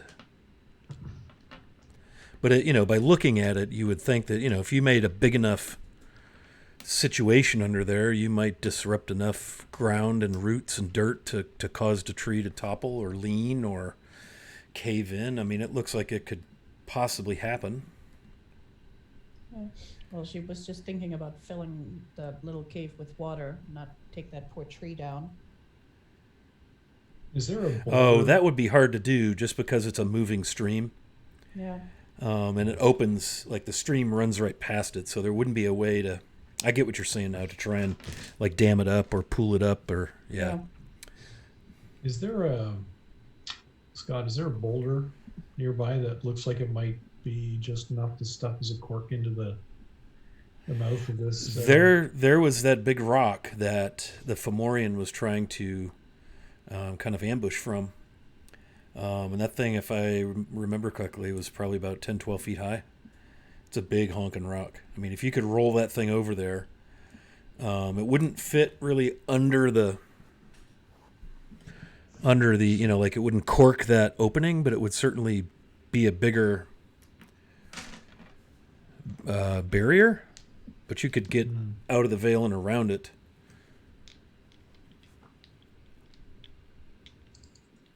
Viz, if we blocked this thing, would you be trapped on this side? Not likely. There's veils everywhere. And I could probably fix it anyway. That big rock over there looks like it might be able to do something. Fragile looks at you and says, I have a spell. I could do thunder step. So I could like crawl in there and then cast a spell, and when I leave, it's like it teleports me. And then where I was is where this thunder strike hits, and it's pretty loud, and it'll shake the ground pretty well. Maybe if you roll the rock in front of it, or however, I don't know how you're going to get that rock in there. It's pretty big, but maybe we could collapse it around the rock. Well, the tree may not like the collapse all that much. But Viz, you say these portals are everywhere? They're here and there. They're, Maybe it doesn't matter if we close this particular one. well, to the letter of what you've undoubtedly promised someone, it might. If nothing else, it'll keep troublemakers in it for a little while. I can help with the rock. Well, it is a big rock, though. And Viz does something utterly ridiculous. Standing beside the rock, not standing, floating beside the rock, Viz pops his thumb in his mouth, puffs out his cheeks, and the next instant is standing on the ground beside the rock, all of 12 feet tall, and then starts manhandling or fairy handling the rock toward the hole. Virgili's jaw kind of drops. Do you need some help with that? Rube immediately starts trying to get back across the river out of the way. Yeah, Virgili's going to try to help with a strength of 10. She'll do it rather dexterously with a dex of 14. But you could roll a strength check with advantage.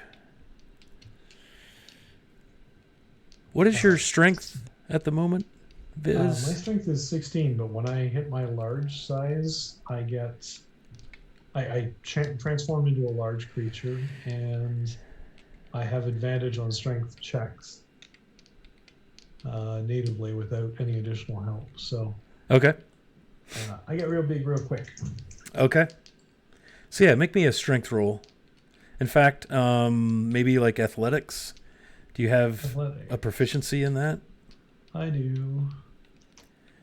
Well, no, actually, I don't have proficiency, but it's not bad. 21. Well, yeah, strangely enough, you all see Viz begin to and manage to roll the rock, and it into the stream.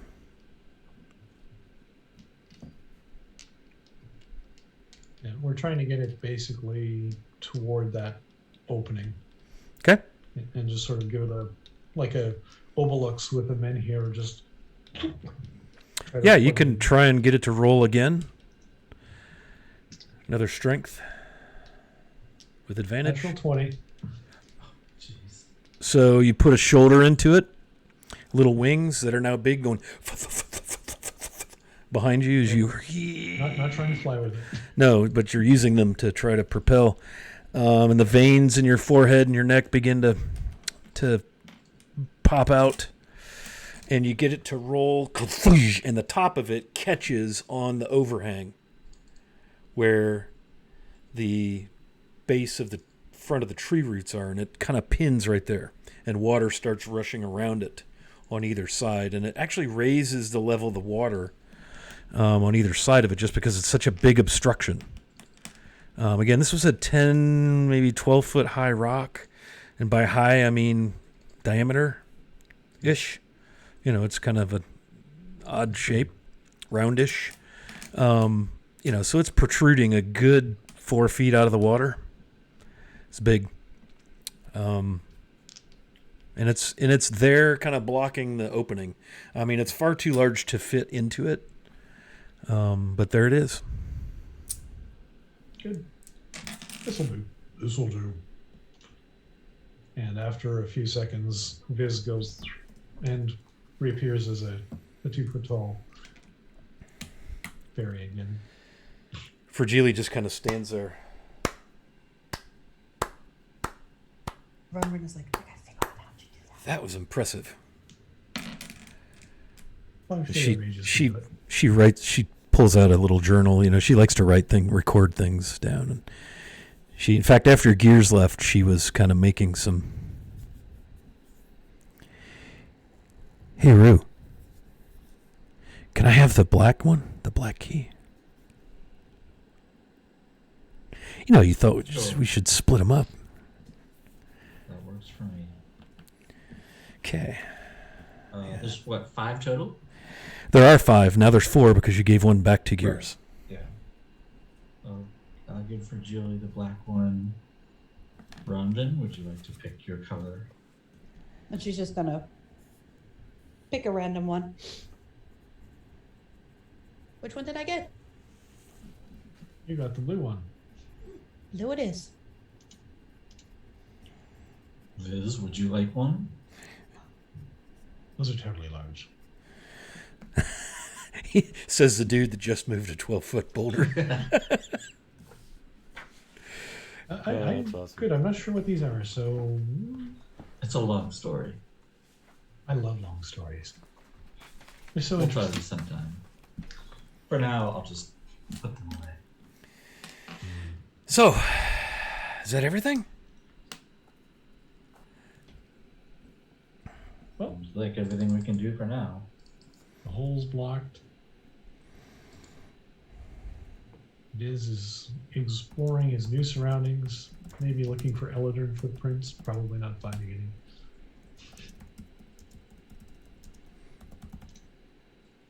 Zipping around. Okay. Fly. So, it's midday. Where to now? Back to Well, the cabin. back to the cabin. Back to the cabin. Okay. You have no trouble making your way back. Again, it's about, about 3 miles back along the stream to the cabin. Are you just going to wait there for your long rest? Or are you going to pack out and get back to Dagger Falls? As we're on our way back, I'm going to say to Ronvin and Fragile, one of you have that tentacle rod that Calvera was carrying for a while. I think you took that. I thought Rue had No, I it. don't have it. I don't see it on Fragile's list, but she'll hand it to you. Sure, here you go. I might see if I can figure out how to use it. Oh, okay. Yeah. And as we're walking back, we'll start kind of like swishing it around and trying to get a feel for it. Okay, sure. It's got this kind of metal, and some little tentacles hanging off the handle of it by where your hand will be. You know how when you were a little kid, you had those little plastic streamers on the end of your bike handlebars? Kind of like that. And then it's got these long, rubbery, suction cup covered tentacles, 3 of them that come out that are longer than the actual rod itself. And it is... you're flailing away and they're kind of thwacking into the ground and thwacking against trees, but nothing really cool has happened. By the time you reach the cabin, you've been on the trail for maybe an hour, give or take, and you finally feel like, gosh, if I just sit and, just a little bit longer, I might be able to get the hang of this thing. Because it requires attunement, and we all know from 5e rules that attunement takes at least an hour. So, but you feel like you're getting closer. Yes. Okay. Right, so we're taking a long rest. So are you? It's early afternoon. I wasn't sure. Are you going to stay in the cabin tonight and take a long rest in hopes of Rue having another shot at a saving throw, or you're going to head back to Dagger Falls? Well, Yeah. Oh, go ahead. Does Rue really want to walk into a village looking like the way he looks? Or like Yeah, a city? We might want to give it at least a chance before we roll in there. Plus, Probably, yeah.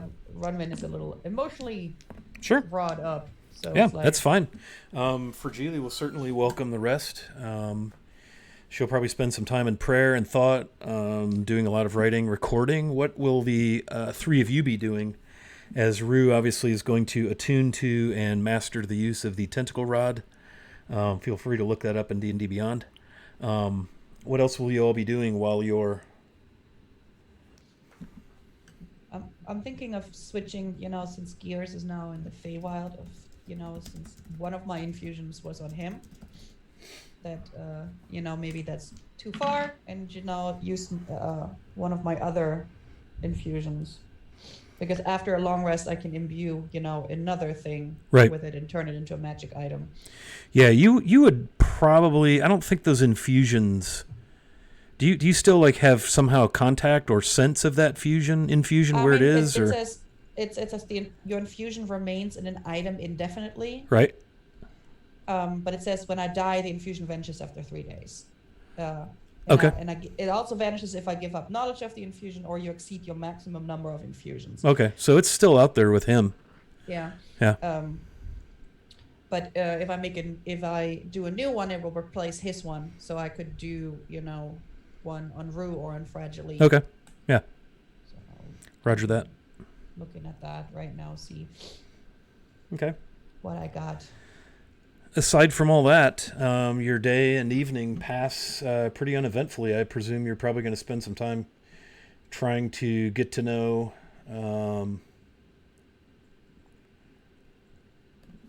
Biz. Yeah. Biz. Viz is hard to pin down. They're everywhere. You're zipping around in and out of places, all over the cabin, outside, absolutely everywhere. You just, yeah, it's always,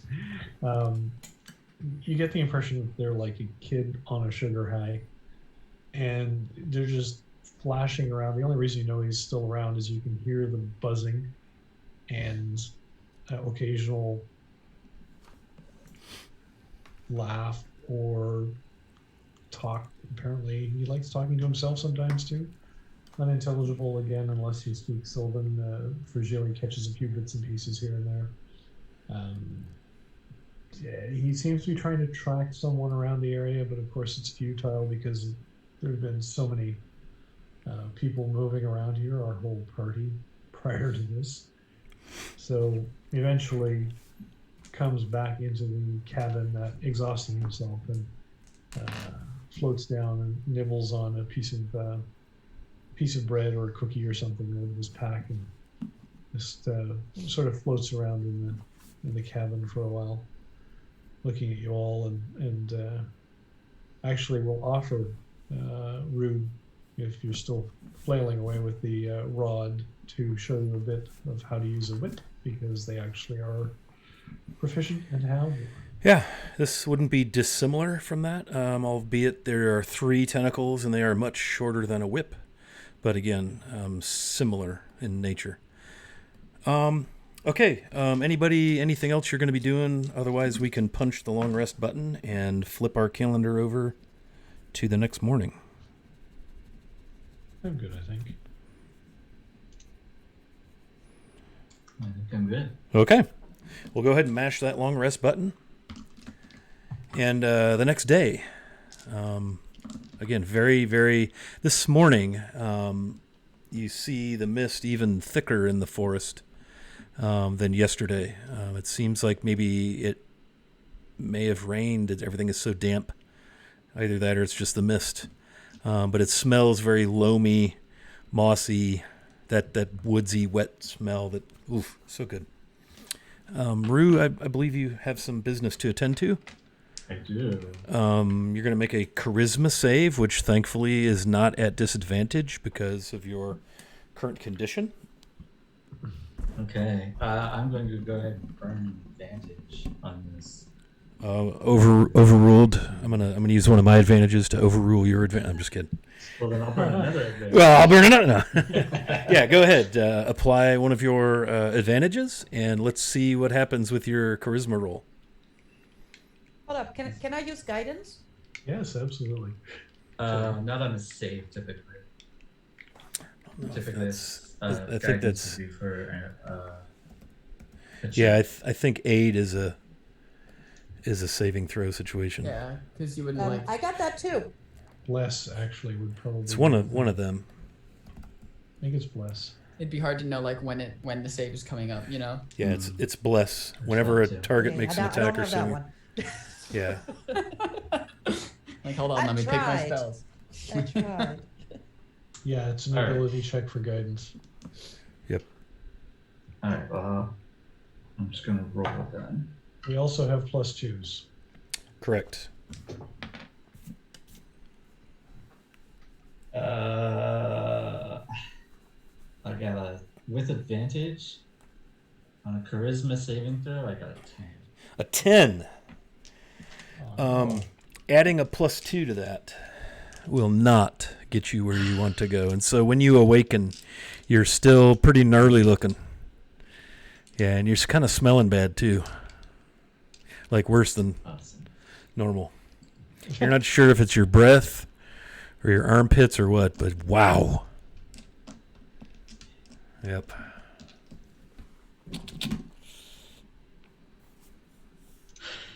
Well, I think you all should go on and head into town. I don't want to go into town looking like this.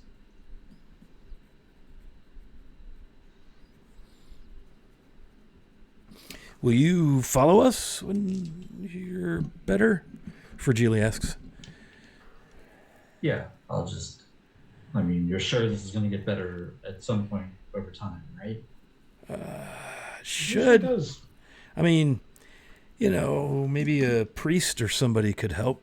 Maybe we could fetch Father Sunshine or whatever his name is there in town. And she kind of like, the regal high dawn light master morning blah, blah, blah, guy.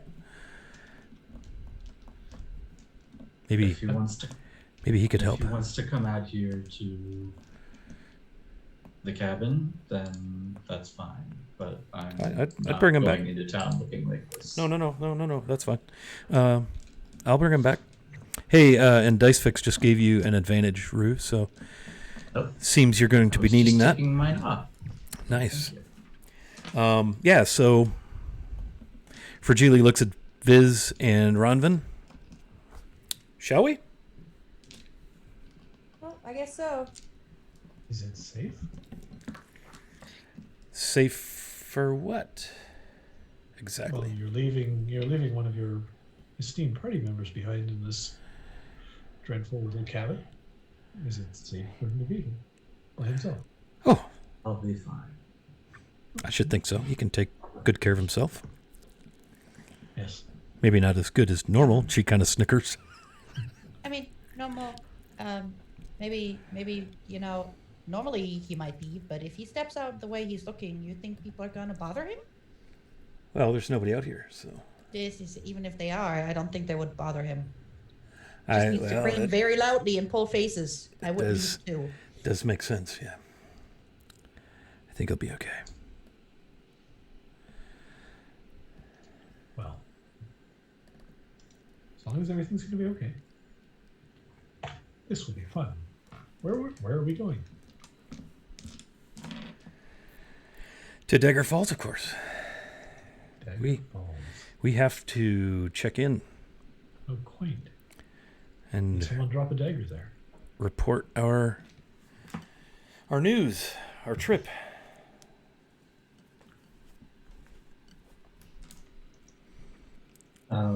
Rue will unsling the long sword off of his back that he was feeling in the Enclave and hand it to Fragile.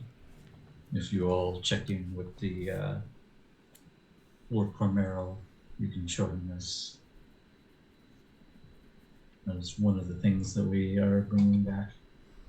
Right. Very well. Well, shall we?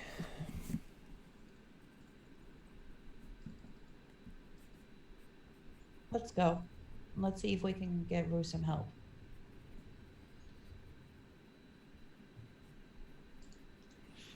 Very well. So the three of you, us, head out. Good luck, Rue. Just stay put. We'll get you some help.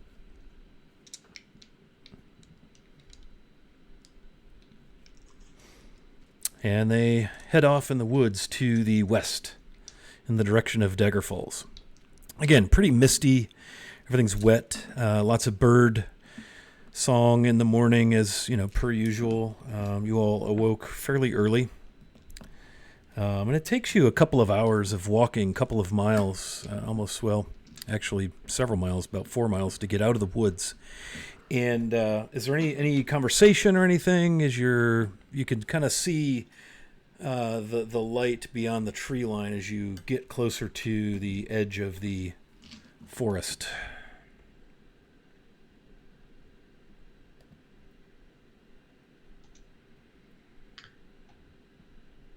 Viz is just chattering along the way, observing the flora and fauna, and occasionally zipping up to Frigili or Ronvin, asking where we were, where we are, where we're going, who are we going to meet.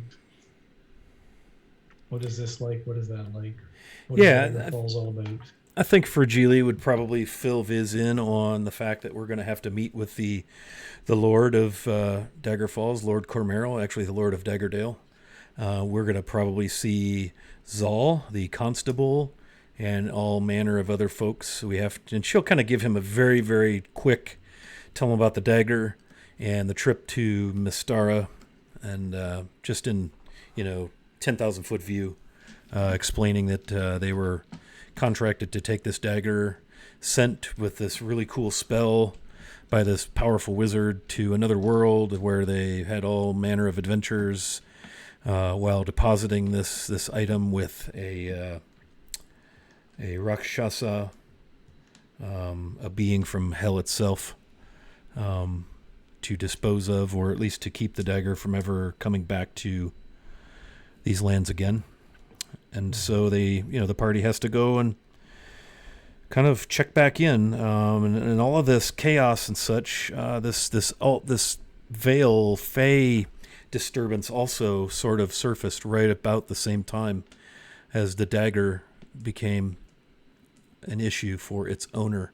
It was causing its owner to become angry and irrational and violent, and it was even causing people in the dagger's owner's tavern to become argumentative, and weird thing. Wine was souring and food was spoiling, and people had gone missing and then were found in strange places, and just all manner of strange activity. And Lord Cormeril and Rountitus, the mage, all believed it to have all connected with this dagger. And so the party was sent to get rid of it. And they are back. And therefore, that's why they're going to Dagger Falls. They're home away from home. And as you break the tree line, you kind of squint as the sun, it's up there somewhere, but again, it's so misty and bright. As you break the tree line, you enter a wide expanse of grasslands, waist deep, chest deep for those of you who are shorter. Viz, if you were walking, it would be way over your head.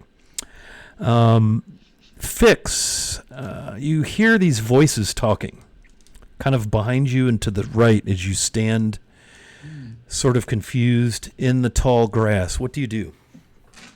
Well, I would just turn around and look who's talking. Sure. So you turn and you see two people walking out of the woods talking. One of them, let's see, female. Looks like, pretty tall for a female. Wearing, let's see here, looks like a breastplate for armor, cloak, backpack, that sort of thing. Looks like she has, and they're probably 100 feet off at the tree line coming in your direction. Mm-hmm. They don't seem to have noticed you standing there in the mist. You've heard them. She has jet black hair, looks pretty young, pretty slender and tall, moves rather smoothly, dexterously.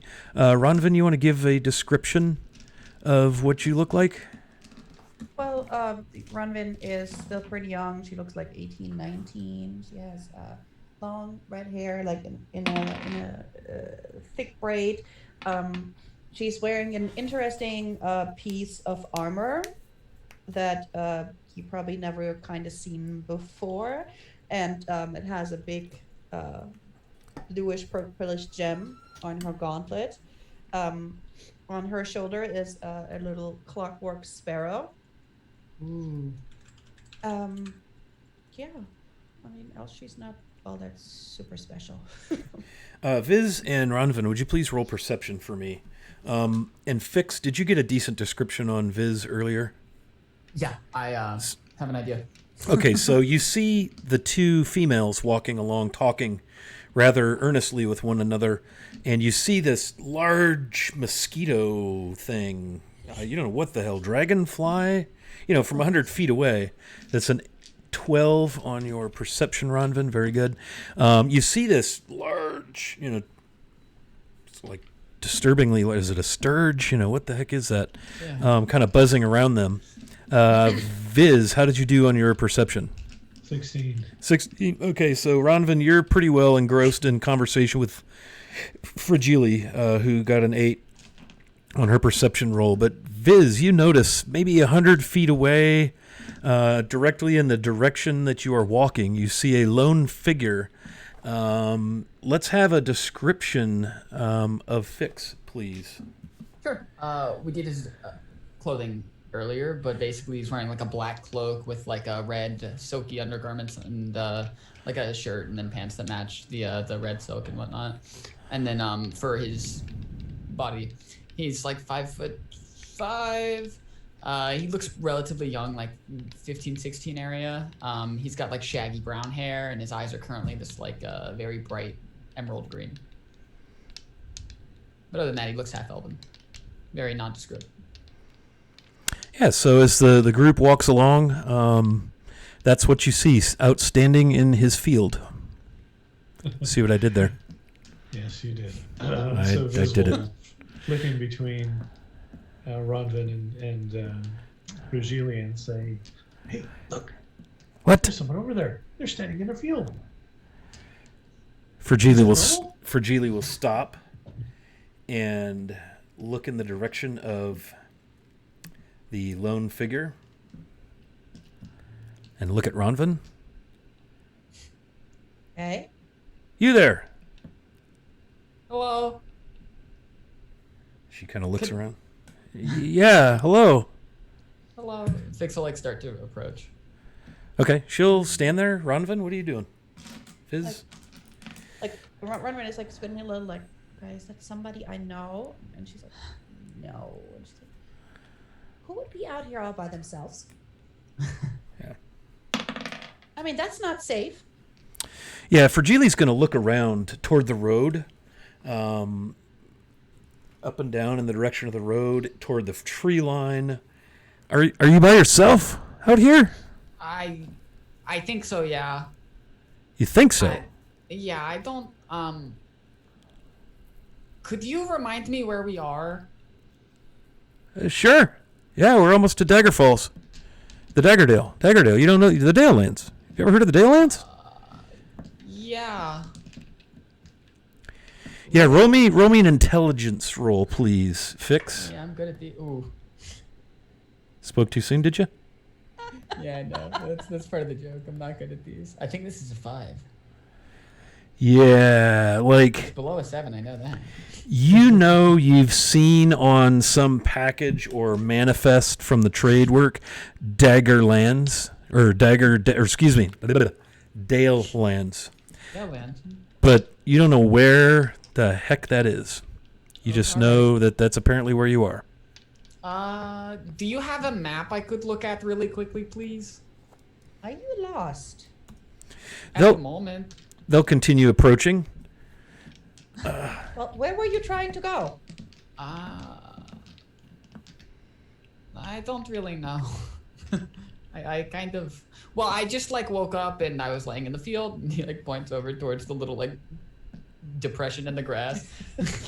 He's like, so I got up, and then I looked around, and there's this nice river and the road, and I don't know where I am. Well, the Dalelands are kind of nice, but how did you get here? I mean, you woke up in a field. Were you drinking? No, I don't drink.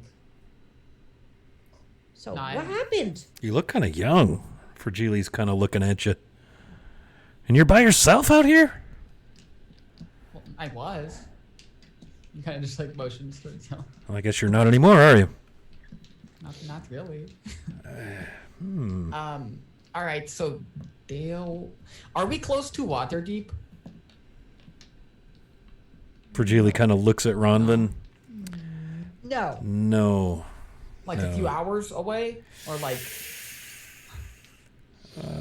Well, no. No. No. Not. No.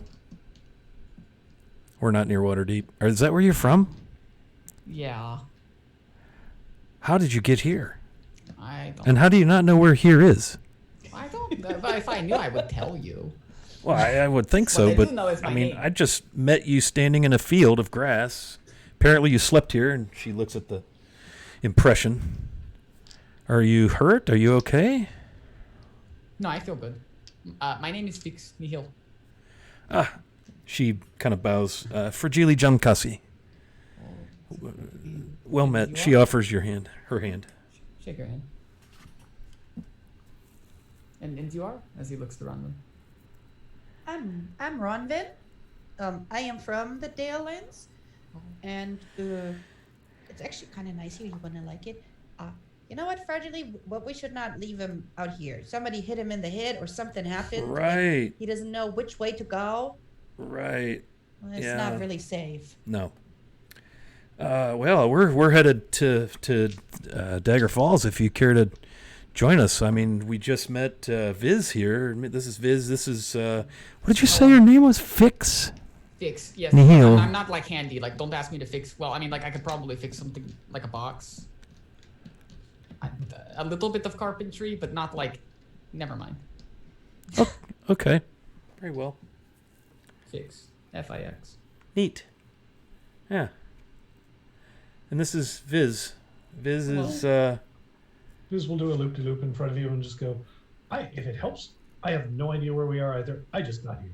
Oh, thank goodness I'm not alone. Fragile just looks at Ronvin like, "Are you sure we're home?" And leave him here. I know that. I mean, it's not like we met any much different. I mean, people need help. Right. Fragile's going to start walking around where you were, you know, the very obvious depression in the grass. My bad. Oh, I mean, it looks like you slept here all night or something, but there's no footprints. Like you didn't walk here, or you could see. I mean, look behind me, and you could see the path that she and Ronvin have left in the beautiful sweeping grasses. Right. This is strange. I mean, if I'm being honest, we got here by some strange means ourselves back in the cabin back there in the woods. And then she kind of gets quiet like she shouldn't have said that. But that's really nor here nor there. So, yeah. So you want to come to Dagger Falls with us? Sure. You seem kind of little and young to be out here by yourself. Are your parents? Do they know where you are? Do you have parents? Yeah, I have parents. Yeah. I mean, probably. I don't know. What day is it? It's today. Right. Yeah. If you give the dungeon master a minute. You know, I'm not actually sure what day it is because we just, like I said, we just got in from, what was that place, Ronvin? Where we were just now? What? That world that we just came from. Miss Star? Okay, that's it. And I don't know what day it is. Funny you should ask. I actually don't know. Boat? Well, I mean, I know where we are at least. Right. Well, yeah. All right. You have me on that. Oh boy. So you're not from the Dalelands. No. You're from Waterdeep. Yes. Oh boy. Okay. Well, I mean, I think it's a good thing we found you. Don't you, Ronvin? Oh, yeah. Rue would approve, right? Hopefully. Well, I guess that remains to be seen. Okay, well, off to Dagger Falls then. lead the way. Viz, are you coming with us still? I've gotten this far. Okay. Just kind of wondering how this is Flicks up gonna into the air. go. Maybe she looks at Ronvin. Maybe we go to the inn first. I know we have. Gosh, I mean, we have urgent business. The temple. What if we go to the temple first? She's asking Ronvin. I mean, that might be an idea. To see if maybe they can help. You know, Lord Mistmorning Glory, whatever his name is. You know, the shiny person with the spells. Yeah. the- You know that we're like 53 days of travel away from Waterdeep. I just looked it up. Travelocity. Yes, Well, Waterdeep is many 272 miles. many miles to the west. Yes. 53. Days. Yes, It is on foot, normal 53 days. yes. Well, And because it's I guess we won't be getting you home tomorrow. 1,272 miles. That's how far away you are from Waterdeep. I seem to have found myself in a pickle. Well, In the middle of the continent now. you So seem like she probably did math in her head the whole time while they were walking. Like, Carry the this is that far, and this is that far, and if you walk this way, yeah. Ronvin likes to math. I like a little bit of math. I don't. But you Yeah, know, no. we all No, have she our thing. doesn't. We all have our I thing. don't. I don't. I like cupcakes actually. Ooh, we need to get. Well, first we got to get Rue figured out. Who is Rue? Is that one of us? Yes, he's not with us. He needs some He's help. resting, Or is he and tired? she kind of like looks at Ronvin like. No, he got hit by an evil eye. What? Evil eye. It's an affliction. Yeah, you know what? This is not what we're going to talk about right now. Okay. Thank you. So you make your way out of the grass to the road, and it's really kind of a double wagon rut, sort of like 3 ruts with grass growing between them, so that if a wagon were to come, face to face head on, they'd each have to move out and give each other, it's just kind of that sort of a road, probably like a trade road, not like a not like the high road to which you're accustomed in Waterdeep. Into areas in the greater metropolitan Waterdeep region. And so it is that you spend another 40 minutes maybe, just because a couple of times Fragile stops and looks at you in disbelief of some of the things you've said, and then the whole 53 days to Waterdeep, you're kind of like, and basically fix what's on your mind. You have your family. You know who you are. You're not where you belong. You're carrying around a lot of stuff that is definitely unequivocally yours, but yet you have no idea how or why. And here you are. You have no clue how you got. Yeah, that's what you got, buddy. All right. And so it is that you find yourselves approaching the quaint village, if you will, small town by the East Trade Road. You pass on your right as you come in, a couple of homes. There's a pasture kind of north of it. You're headed due west along the river Tesh. Fragili's probably pointing out some landmarks. Ronvin probably even more so, just because she's from here. And you see a walled town with a gate in that east wall. It's all like a stacked stone sort of wall, and you pass by a kind of a post and frame building with a sign out front that says the Winding Trail. Looks to be maybe some sort of outfitter, supplier, that sort of thing. Another lane goes off to the right, to the north, up toward the trees. There's a line of trees that's been following along, growing closer to the road, kind of squeezing away the grasslands. and that line of trees is interrupted behind the winding trail by this cleared farm ground, pasture ground with sheep and goats grazing, making sheep and goat sounds. And you begin to see some homes on both sides of the river, and they're just simple timber frame, mostly one story. The outfitter is a 2-story building. There's stables and such in the back.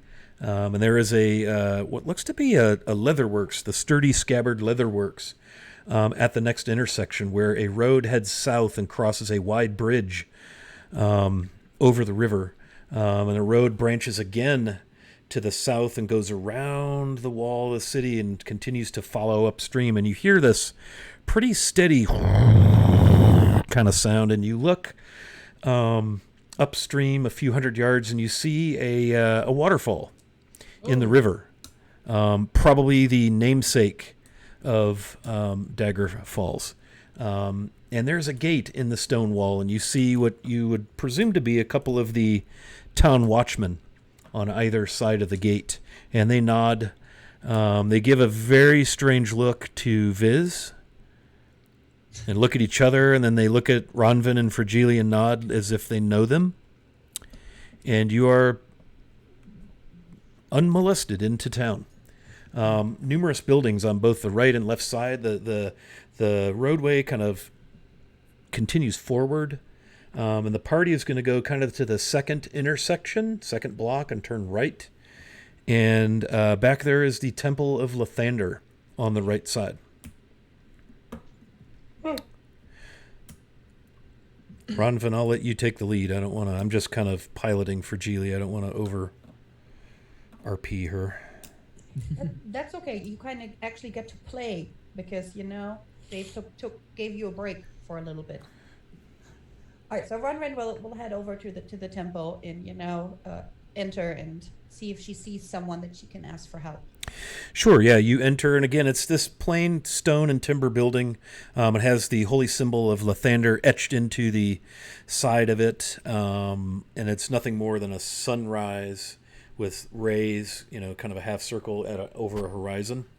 And it says, what does it say? It says, I have it right here, my apologies. So many windows. It says, Hope ye who enter here. Lathander's Light. And greeting you at the, kind of in the reception area, there's a sort of a standing counter. There are numerous holy symbols, artwork, all devoted to the visage of the Morning Lord. You would recognize these, Fix. Lathander is a very, very well-known, greatly worshipped deity of the morning, of life, and of light. Lathanderian priests and paladins are known for goodness, chivalry, kindness, helping those who need it, healing, such and so forth. And you enter, and there are numerous folk bustling about on the cleanly swept stone tile floors, and you're greeted by a paladin in full plate mail armor. You see a flower etched beautifully and then colored even into the breastplate of this beautiful polished male, and it is a female. And Ronvin, roll me intelligence. Because today I have been rolling so well. Me too. Aren't you glad we're not doing combat? Yes. That's a 15. 15. Okay, you recognize this lady immediately as Tiffin of the Eastern Sky. She's one of the paladins of Lathander here at the temple. She was in your meeting with Rontidas and Cormeril, Zal, when you all planned, put your plan together to head to Mystara. And she steps, you have returned. Wait. You have changed or brought friends with you. Well met.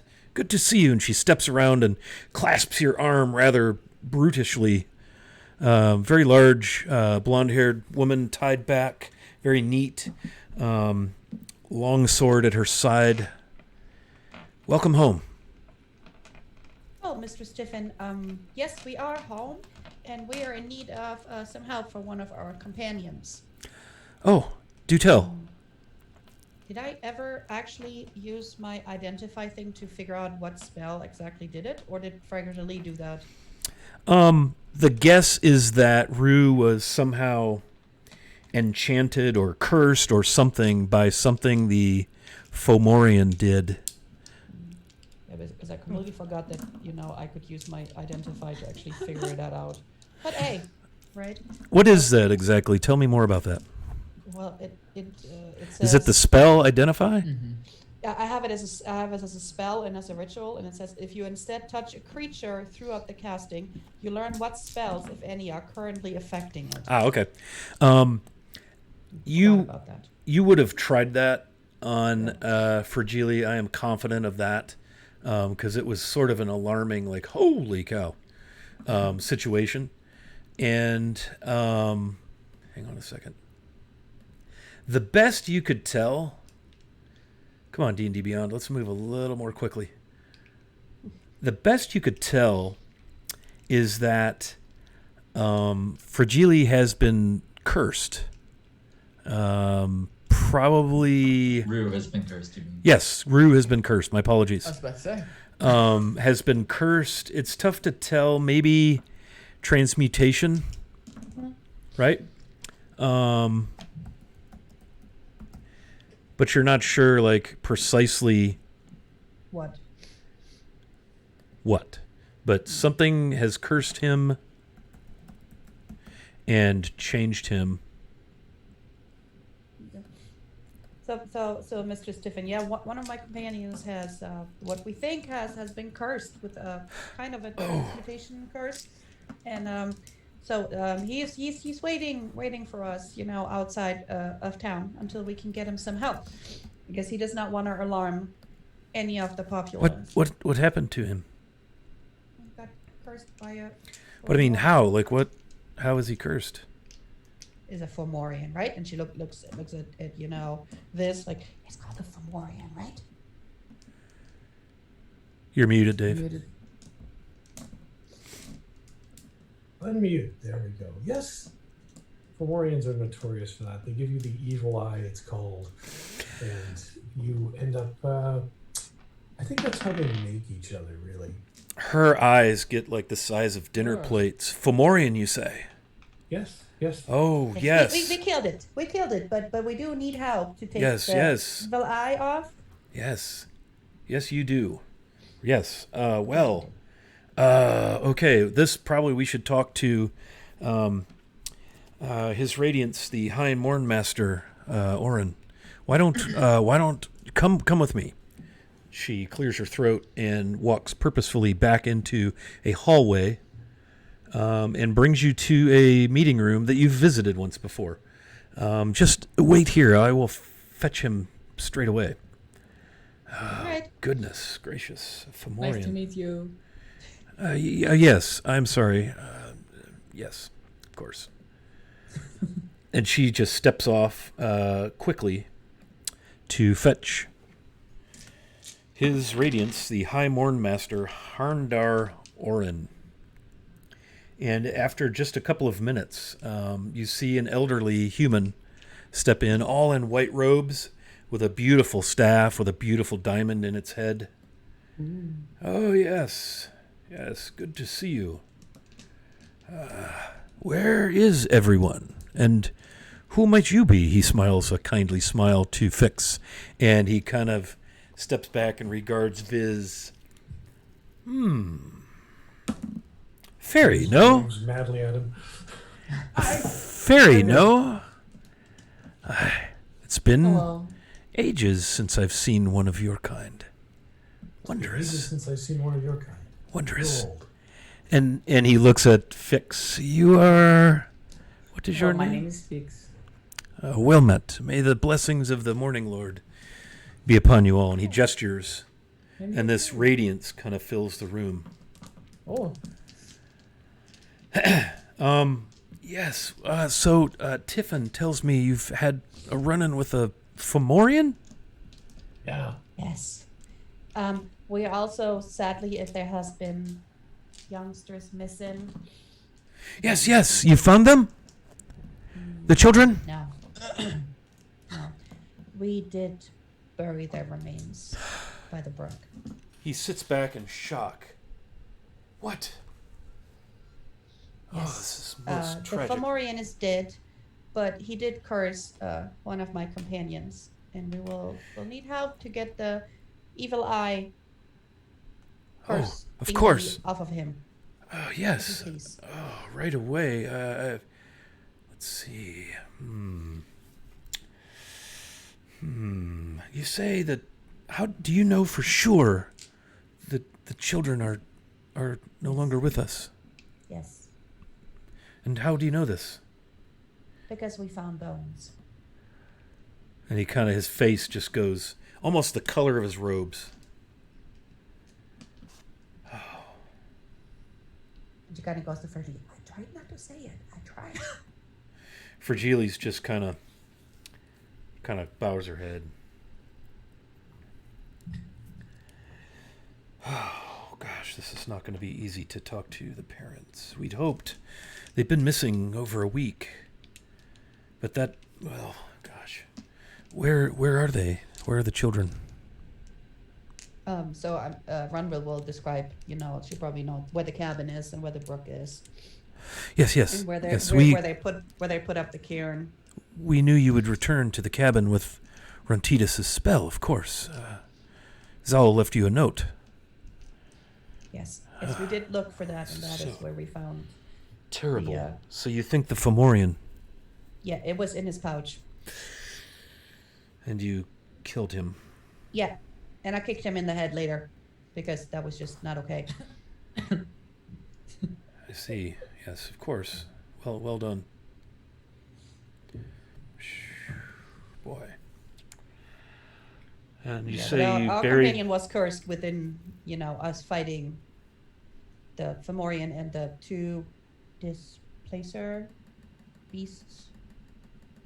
Tiffin's eyes kind of widen. They're dead too. Tiffin, here's what we will do. You should accompany or go to the cabin, however you wish to do this, and go help. Which one of you? Who's back at the cabin? Where are Rue and Calavera and Gears and Algernon? Well, Algernon and Calavera decided to stay in Mistara. Gears has gone on a quest to the Feywild, and Rue is the one who needs help. He's at the cabin. I see. Goodness. Yeah, goodness. a lot has happened. A lot has happened. My goodness. My goodness. Goodness. Well, this is grievous news. I must meet with the parents. They will be crushed. Well, do you wish to return to Rue? Yes, Shall we? Rue did choose not to enter the area as he looks. He did not want to scare Yes, anyone. of course. We should go to the cabin and help Rue. And then perhaps I can take the parents. Tiffin and I may take the parents to the children. I think what I'll do is maybe collect their remains and bring them to the parents so that they may be... Right now they are in a peaceful place, but, they're not separated. Yes, well, all right then. The cabin is only a few hours hike back, correct? Yeah, it's not all that far. Okay, Tiffin, please send Durwood to the Lord's Keep and let him know that some of the party has returned, and to make preparations for council we must make haste. Please tell them what we are about and that we will be back sometime after nightfall.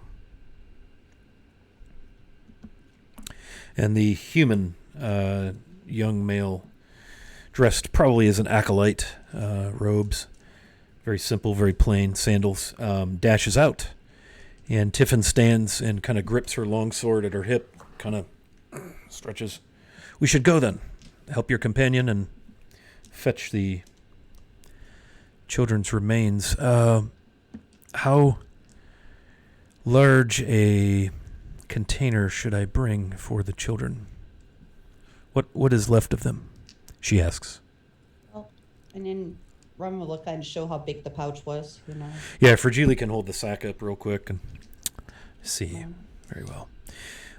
Wait out in the receiving area, and we will be out momentarily. And you can make your way back out to where you entered the Temple of Lathander.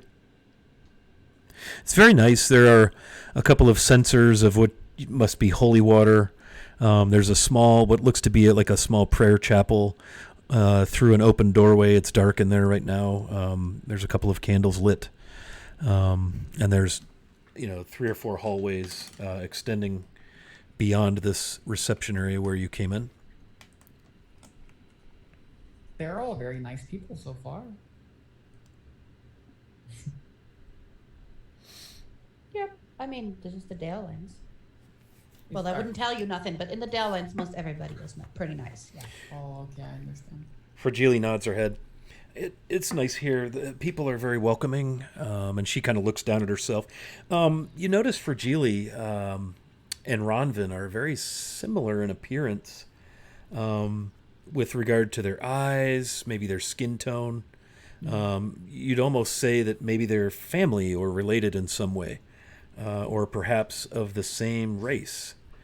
Yeah. Ronvin is a little chubbier. She got some baby fat. Are you two like sisters? No.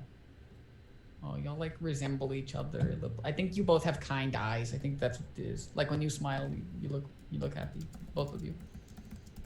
Well, thank you. And Ronvin kind of looks at Fragile like, okay, kind eyes. Me, yes. Her? Okay. Maybe somebody really did hit him on the head. All right, so are we gonna wait 11. for them to come back with Rue, or are we gonna we do? They just went to prepare to head to the. Yeah. With the bag. Yeah, because if they do that, we wait for them because we gotta report to the Lord, right? Yes. She sent one, or he, the morning Lord fellow, the priest, the high priest, sent Durden to let the Lord know that you're back and that you're all going to go out and take care of the small matter of healing Rue, and to prepare for council just after nightfall. So that is taken care of. And so Tiffin of the Eastern Sky and his radiance reappear. They lead you out the back to these stables, and you are all given a horse to ride, and they tow an extra horse with them so that you might make a little bit quicker time back to Rue. Nice. Viz, presume, will not need a mount or Either fly or hitch a ride. Hitch a Yeah. ride. Yeah. And so Tiffin leads the group out, and you notice that she'll actually stop and say, she'll look at Fragile and Ronvin and Fix. If you would please keep the High Mornmaster in your midst rather than at the rear of the party. He must be kept safe. I would bring a detachment, but we need to make haste and help your friend and get back. And with that, she wheels her horse around and gives it a kick in the ribs, and you all are heading out of town quickly on horseback. It is early afternoon, and you manage to cut, a little bit of time off. I mean, D&D travel is basically on foot and horseback, unless you're racing the horse, after which you must rest the horse after a short period. The travel time is assumed to be basically the same, but she gallops and rides out of town quickly, and you all make your way back to the cabin.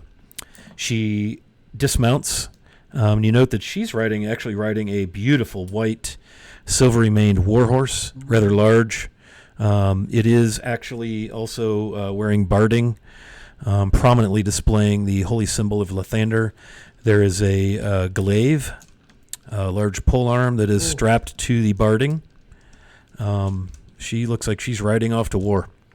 But at any rate, you all make your way up the road and follow the trail through the grasslands. And at the forest's edge, she dismounts and quickly helps you all tether your animals and hobble them just inside the tree line. And she sets her horse, apparently to stand guard over the other steeds, just inside the tree line between the grasses, the grasslands, and the other animals. And she kind of motions to Ronvin, please lead us to the cabin. All right, Mr. Stiffen. I'm just gonna lead it on. Yeah. So you quickly make your way back. Rue, you hear them coming. You hear the creaking and clanking a bit of greaves and gauntlets and codpieces and breastplates and sword scabbard clattering against, plate mail. Sounds like an army's coming up the trail, but it's one paladin of Lathander, as you no doubt peer out the window cautiously. We'll step out of the cabin as they are arriving. You see before you Tiffin of the Eastern Sky, the paladin of Lathander that you met at the council. Behind her is his radiance, the High Morn Master Harndar Orin. And they both bow. She pulls her helm off, sets it on the porch. Yes, let us help you. Good to see you, Rue. And neither of them flinch or bat an eye at your condition. They lead you into the cabin. We'll be back out. He will be good as new. And they bring you in and set you down on one of the bunks.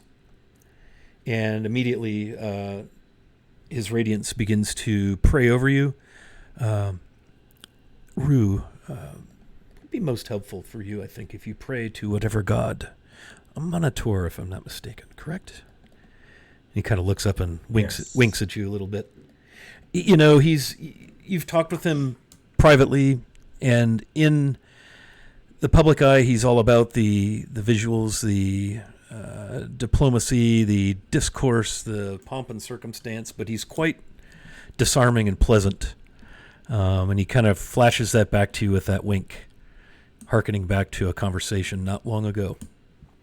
Yeah, Rue will pull out the buttons that he has with the symbol of a Minotaur carved into them and hold them in his hands and just kind of do the best he can to pray. Tiffin stands guard at the door, watching intently. She,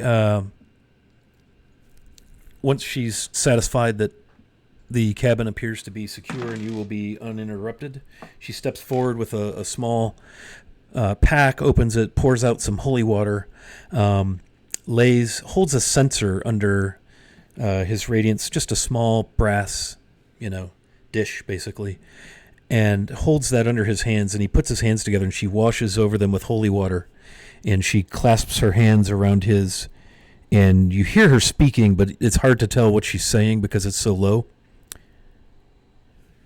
And then he nods, she steps back, and he places a damp hand upon your forehead.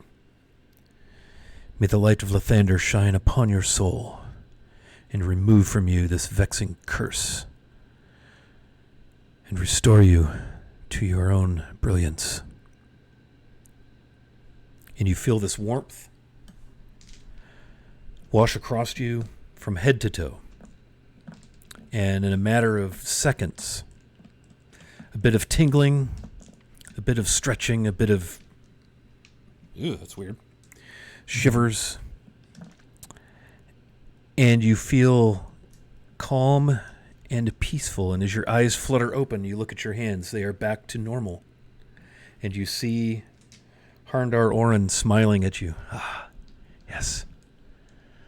The good works. Your radiance. Prayers have been answered.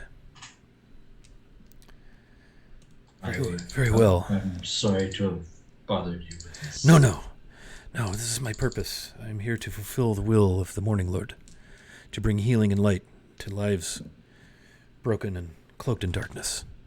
It is my purpose. Go and do your good works, for you've been healed. I will do my best.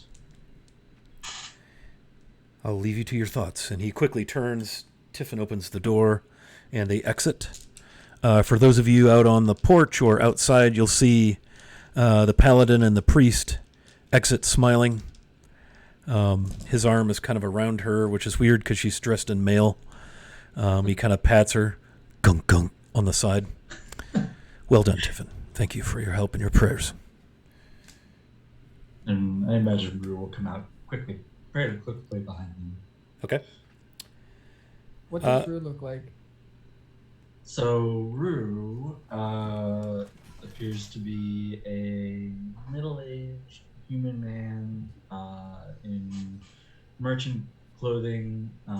He has a cape that hangs over his back and is pinned to the front with some buttons. He looks like he's slightly overweight, but he moves like he's not. He moves like he's pretty dexterous. And he has 2 short swords in his belt, and then a short bow strapped to his back.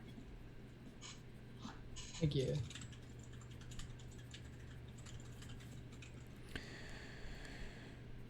Okay. So Tiffin looks at everyone. We should make our way to where the children are.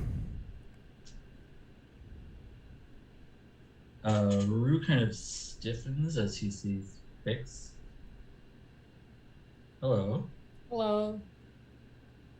You are Rue. I hear you were cursed and that you look not cursed. You had eyes that were bad or something. Rue kind of looks over at Fragile and Rondon. She smiles. Oh, yeah. So this is Fix. We found him out in the grasslands by himself. He seems lost.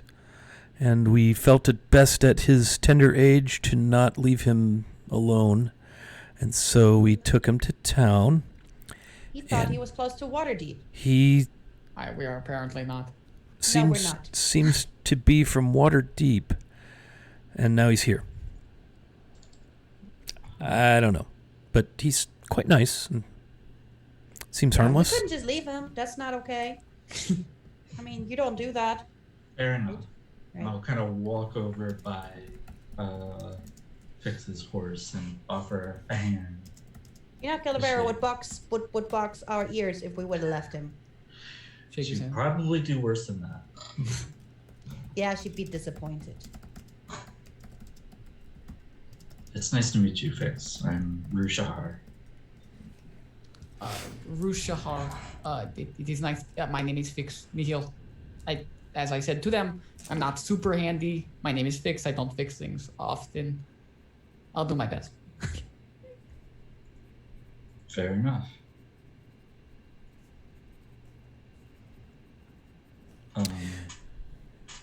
I'm sorry, you all said you wanted to go back to where the cairn was?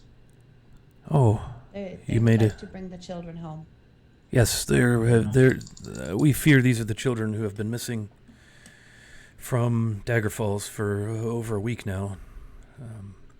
They live with their parents on a farm not far from here, actually.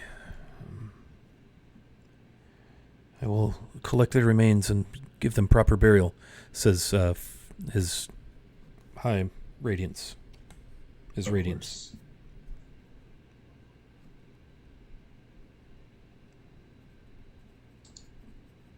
So, Tiffin, immediately, impatiently, please lead us to where we may find the remains of the children.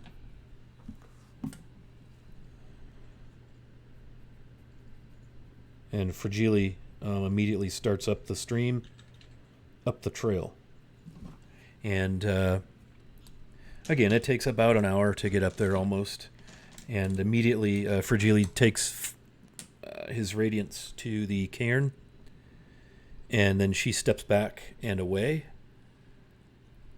And just watches curiously as he leans over, closes his eyes. Tiffin pulls out the holy water, and he appears to be praying. She lights some incense, and he pours the holy water over the cairn itself. And the smoke rises from the incense. You can smell it. It's very, very strong. Spice smell.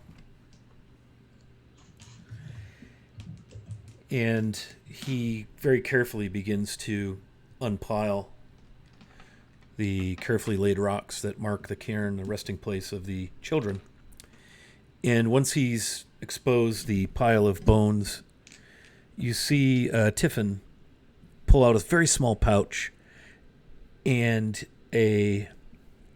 two copper pieces, and she hands them to the priest, and he kisses each copper piece and makes some sort of a gesture over them and lays the copper pieces in amongst the bones. And then he reaches into this little pouch and he sprinkles it. He gets something out of the pouch, and then sprinkles it over the remains. And then he prays over them and waits just a few moments, and it's just silent with the exception of the breeze and the very tops of the canopy and the sounds of some birds here and there. Tiffin pulls a metal coffer out of her large pack, and she very carefully begins to scoop the remains along with the copper pieces into the coffer. Another pinch of the white granular, looks like salt. I don't know. And then sprinkles some more holy water. The priest does, and she seals the coffer, locks it with a gold key, and he affixes the key to a gold chain on his neck, and she very carefully repacks the coffer, and he stands and looks at you. We should return at once. All of this took maybe 20 minutes. I'll ride my horse up next to Lady Tiffin. And there's apparently a portal of some kind to the Feywild. And I'll kind of point out where the boulder is. We somewhat blocked it with this boulder here, but we may want to have someone keep an eye on it. Apparently, yes, that's where the Fomorian came through.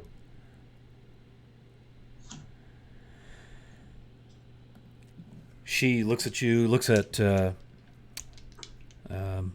his radiance. Yes, we will make note of that. We'll mention something to the constable and Lord Cormeril. We knew there was something out here. Would probably be wise to have watched, guarded.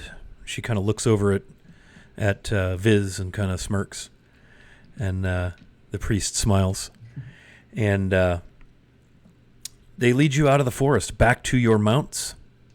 You mount up and begin your ride back to Dagger Falls with the sun setting in the distance in front of you as you head westward, and it is there we will end our episode. Oh, it's poetic. As you head back to Dagger Falls, your next, I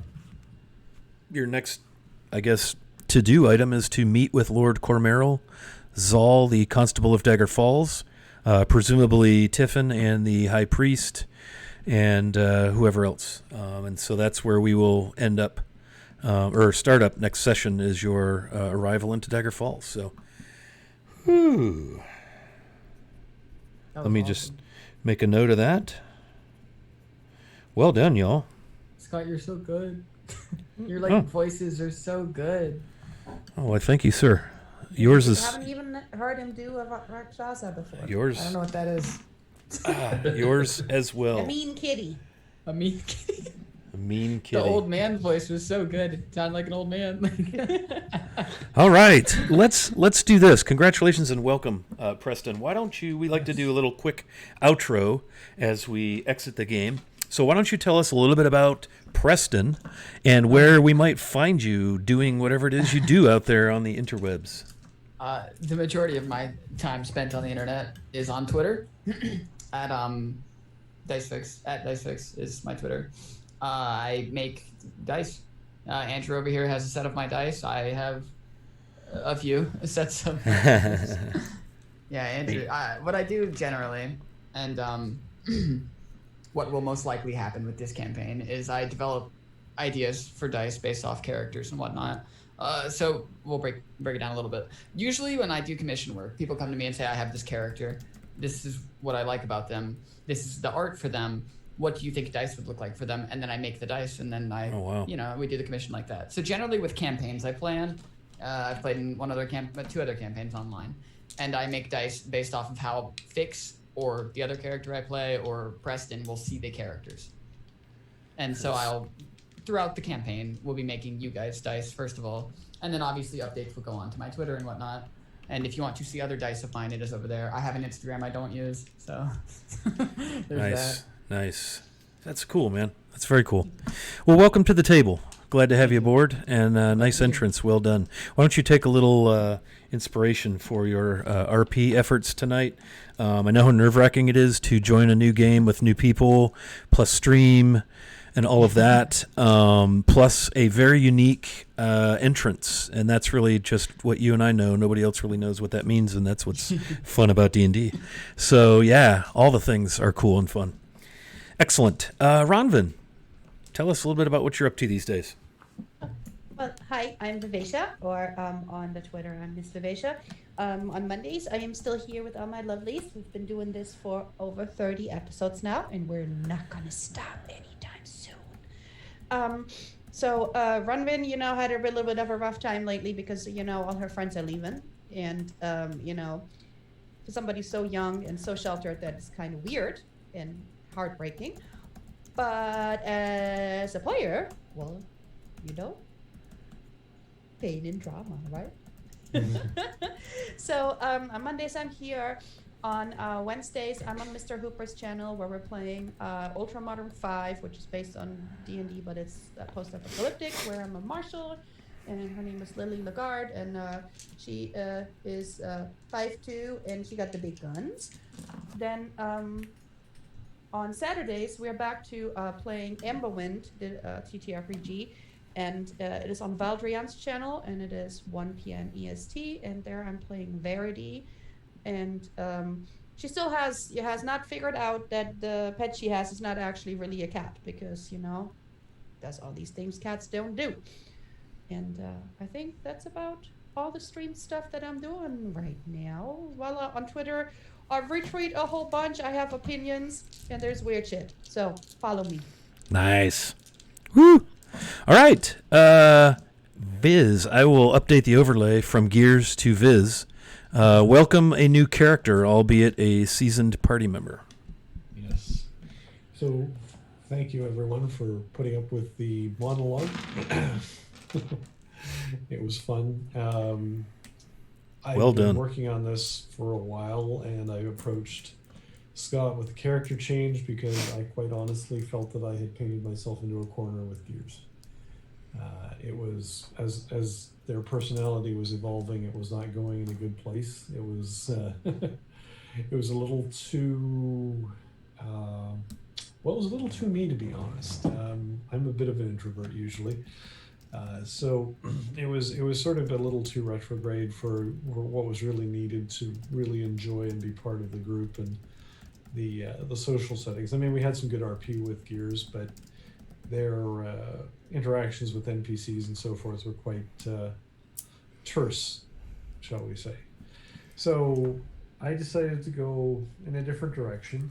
I'm now playing Viz, who is a fairy, They're fighter. They are a fighter, and his archetype is Rune Knight. So this is all very experimental on Earth Arcana. I really appreciate Scott letting me stretch these wings, as it were. And this is going to be an interesting character. And as I've already admitted to Scott, I may exhaust myself because I really want to do something that's a lot more energetic than Gears was, and a lot more colorful. Gears was pretty drab and pretty dry and pretty monotonal and monochromatic. Viz is probably too much of the opposite, but I'm right now my brain is in a place where I think I can pull this off, and I think it's going to be a lot of fun. I appreciate the tears of sorrow for Gears leaving. It means a lot that we've been able to forge these bonds as both players and characters. So yeah, and other than that, I'm Hey Wilson on the social medias. I have Twitter, Instagram. I usually post pictures of myself with hats on. Don't ask. But a few other things. I follow Vivacia's feed with great interest because you retweet some of the most interesting things. And other than that, I'm here on Mondays now playing the shortest character in the campaign at little round 2 feet tall. And on Wednesdays, I play another short character. It seems to be a trend, but it's halfling short, so he's a little taller and can't fly, and that's Jacob. We play the Dragon of Icefire Peak, and we're actually at the end of that module, so I'm really excited to see on Wednesday join us where we go from there. Gonna be fun. Last and certainly not least, playing Rue Shahar. Andrew, Fellowship of the Tables. Tell us a little bit about your life and the interwebs. Hey y'all, I'm Andrew, aka Fellowship of the Tables here on Twitch. Occasionally I will do streams of my piano practice as I've been learning how to play. Been on a bit of a hiatus lately. But on Twitter I'm at Fellowship OTT. Don't do much there other than lurk. And this is about the only place you'll find me other than Discord, but you should come check out the Discord. That's cool. Oh yeah. You also Should play have done some that pretty rad piano practice sometimes. Oh yes. Oh, there it is. Practice Thanks, as well. thanks, Andrew. Love the piano practice. All right, so I threw the game schedule into chat earlier. We do play, of course, Monday nights 7:30. We play Wednesday nights at 7. That's also a Forgotten Realms game, as Dave mentioned. And we are moving into the adventures that follow Dragon of Icefire Peak. There's a trio of a little bit shorter adventures that will keep the party in the northern Sword Coast, so that'll be cool. And then on Sundays, although we've been struggling lately to get to the table, but we do have a Greyhawk game. Greyhawk Lives, and fingers crossed, hoping to get back at it again this Sunday. Just had some real scheduling challenges, so hopefully that will ease up and we can get back around the table with that one. Okay, so enough about that cool stuff. Quick plug, our new podcast dropped today on Spotify and Anthem.fm. It's called Greycast, and it's the only podcast I'm aware of dedicated solely to the original D&D setting of Greyhawk. So all kind of cool stuff there. We're just going to be exploring the setting through creators, through people that used to write for the setting back in the day, historians, streamers, mappers, you name it. So first 2 episodes dropped today. Thanks for putting that link in there, Andrew. And now I want to raid a new friend of mine named Joliet. She's a absolutely incredible musician, singer-songwriter. So if you would hang tight and just say hey when we get in there, and if you get a chance to follow her and listen to her music, she just dropped a tune on Spotify today, and I am just blown away. And I found her indirectly through Andrew's stream because Andrew rated me into the Songery, I think it was, and then she rated me into Joliet, and because of that, Joliet is actually the first musician I found on. she is incredible. I am blown away that she hasn't gotten swept up into the bigness of big time. So without any more of my hot air, let's start that raid, and we'll see you back here hopefully Wednesday night. Yeah, there she is with her guitar. So make sure you yell something really fun and nice when we get over there. And we should be raiding any moment. So come see us again. Thanks for hanging out. Bye. Bye.